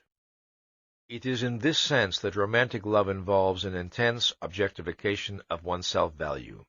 One sees that value reflected and made visible in the romantic response of one's partner. A crucial element involved in this experience is the perception of one's efficacy as a source of pleasure to the being one loves. One feels that it is one's person, not merely one's body, that is the cause of the pleasure felt by one's partner. Thus, one sees one's own soul and its value in the emotions on the face of one's partner. If in sex one desires the freedom to be spontaneous, to be emotionally open and uninhibited, to assert one's right to pleasure, and to flaunt one's pleasure in oneself, then the person one most desires is a person with whom one feels freest to be oneself. The person one most desires is the person whom one regards as one's proper psychological mirror, the person who reflects one's deepest view of oneself and of life. That is the person who will allow one to experience optimally the things one wishes to experience in the realm of sex. Most people experience great difficulty in identifying the cause of their romantic sexual choices, not only because most people are poor introspectors, but also because the factors that bring about a romantic attraction between two individuals are enormously complex. I spoke of a mutuality of mind and values, but that's a very wide abstraction. What more specifically does it entail? To answer that question, we must consider a concept that is basic to an understanding of romantic love, the concept of sense of life. A sense of life is the emotional form in which a person experiences his deepest view of existence and of his own relationship to existence. It is the subconsciously integrated sum of a person's broadest and deepest conclusions about the world, about life, and about himself. The formulation of a sense of life begins in early childhood, long before the child is able to think about the world and himself in philosophical terms. The conscious philosophical convictions he acquires later may or may not be in accord with his sense of life. This depends on such factors as how rational he is, how conceptually reflective about his own life, and how well integrated psychologically.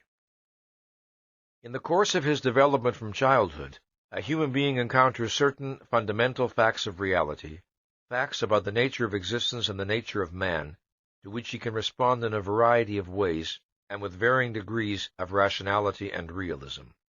It is the cumulative sum of these responses that constitutes a person's distinctive sense of life. For example, it is an inescapable fact of reality that thinking is a necessity of man's existence, that man requires knowledge, and that the acquisition of knowledge requires the effort of conceptual thought. The position a young person takes on this issue is not arrived at by explicit decision, nor by a single choice. It is arrived at by the cumulative implication of a long series of choices and responses in the face of specific situations involving the need to think. A young person may respond positively and healthily, learning to take an active pleasure in the exercise of his mind, or he may approach intellectual effort grudgingly and dutifully, viewing it in effect as a necessary evil. Or he may regard intellectual effort with lethargic resentment or fear, viewing it as an unfair burden and imposition, and determined to avoid it whenever possible. What gradually forms and hardens in his psychology is a trend, a policy, a habit, a position or premise by implication. It is in this manner that all sense-of-life attitudes are formed. The cumulative result of such responses is a generalized feeling about oneself, about existence, and about one's relationship to existence.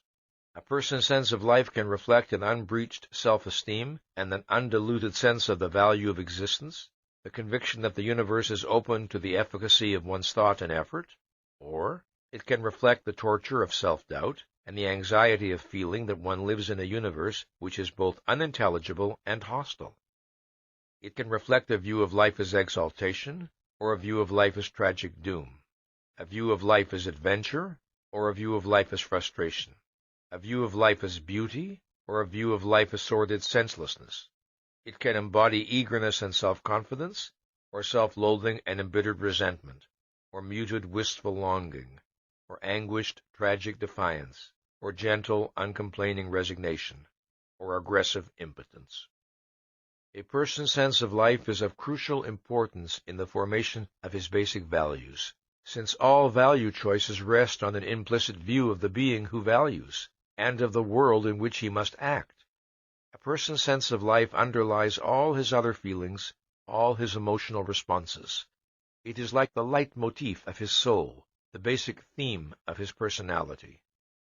This is especially evident in the sphere of his romantic sexual responses. Just as one's own sense of life can be very difficult to isolate and identify conceptually, so it is very difficult to isolate and identify the sense of life of another human being. However, in romantic relationships, the affirmative response of each party to the sense of life of the other is crucial to the experience of love and to the projection of mutual visibility. There are many ways in which a sense of life affinity is communicated, but perhaps the rarest is by explicit conceptual statement. Two people discover their affinity by learning of each other's values and disvalues, and by such means as observing each other's manner of talking, of smiling, of standing, of moving, of expressing emotions, of reacting to events, and so on. They discover it by the way they react to each other, by the things that are said and by the things that are not said, by the explanations it is not necessary to give, by sudden, unexpected signs of mutual understanding. Without a significant sense of life affinity, no fundamental and intimate experience of visibility is possible. One may be admired for some particular quality or qualities by a person with an alien sense of life, but one's feeling of gratification, if any, would be extremely limited. One would sense that the basic frame of reference of the other person, the basic context from which one is being viewed and appraised, is different from one's own, and one would conclude that the admiration does not mean what it would mean in one's own context. For example, suppose that a person with a self-confident, affirmative sense of life is admired by a person whose own sense of life is defiantly tragic, so that the admiration projected is for the image of a heroic but doomed martyr. The recipient of such admiration would not feel properly visible, because the image would clash with his own non-tragic sense of himself. In romantic love, optimally experienced, one is admired for the things one wishes to be admired for, and equally important, in a way and from a perspective that is in accord with one's own view of life. That is full visibility. As a consequence of the fact that a person's sense of life and his avowed philosophy may be inconsistent, and of the fact that a sense of life can be very hard to identify, people are often tempted to feel that love is inexplicable. They feel that it is just there, that it is not susceptible to rational analysis. An individual may be at a loss to explain why he feels uniquely visible, uniquely in emotional accord with one particular person and not with another, who on the surface may appear to be an equally plausible romantic partner. If a person wishes to identify the ultimate grounds of his romantic feeling for another human being, the questions to ask and answer are these. What does this relationship make me feel about myself? What is the distinctive nature of the self-experience it produces in me, and why? What attitudes, characteristics, and actions of the person I love are essential in giving me this experience? The answers to these questions will tell a person a great deal, not only about the nature of his romantic feeling, but also about the nature of his self-esteem and about his deepest image of himself. We have seen that self-esteem is the hallmark of mental health. It is the consequence, expression, and reward of a mind fully committed to reason. Commitment to reason is commitment to the maintenance of a full intellectual focus, to the constant expansion of one's understanding and knowledge. It is a commitment to the principle that one's actions must be consistent with one's convictions and that one must not attempt to fake reality or place any consideration above reality. It is a commitment that one must not permit oneself contradictions, and one must not attempt to subvert or sabotage the proper function of consciousness. In our analysis of needs, I discussed the fact that the frustration of a need does not necessarily result in the immediate or direct death of the organism. It can result instead in a general lowering of the ability of an organism to function, a diminution of the organism's effectiveness and power. This is applicable to psychological needs in general and to the need of self-esteem in particular. Obviously, people do not normally die from a deficiency of self-esteem, but the extent of that deficiency is the extent of their inability to live and to enjoy life. That ability or inability is measured in terms of a person's capacity to optimize his intellectual and creative potential, to translate that potential into productive achievement, to function effectively and unimpededly on the emotional as well as on the intellectual level, to love and to give objective expression to his love, and to explore the challenges and reap the rewards that human existence offers to man. In order to deal with reality successfully, to pursue and achieve the values which his life and happiness require, man needs self-esteem. He needs to be confident of his efficacy and worth. Anxiety and guilt, the antipodes of self-esteem, and the insignia of mental illness, are the disintegrators of thought, the distorters of values, and the paralyzers of action. When a person of self-esteem chooses his values and sets his goals, when he projects the long-range purposes that will unify and guide his actions, it is like a bridge thrown to the future. It is like a bridge across which his life will pass, a bridge supported by the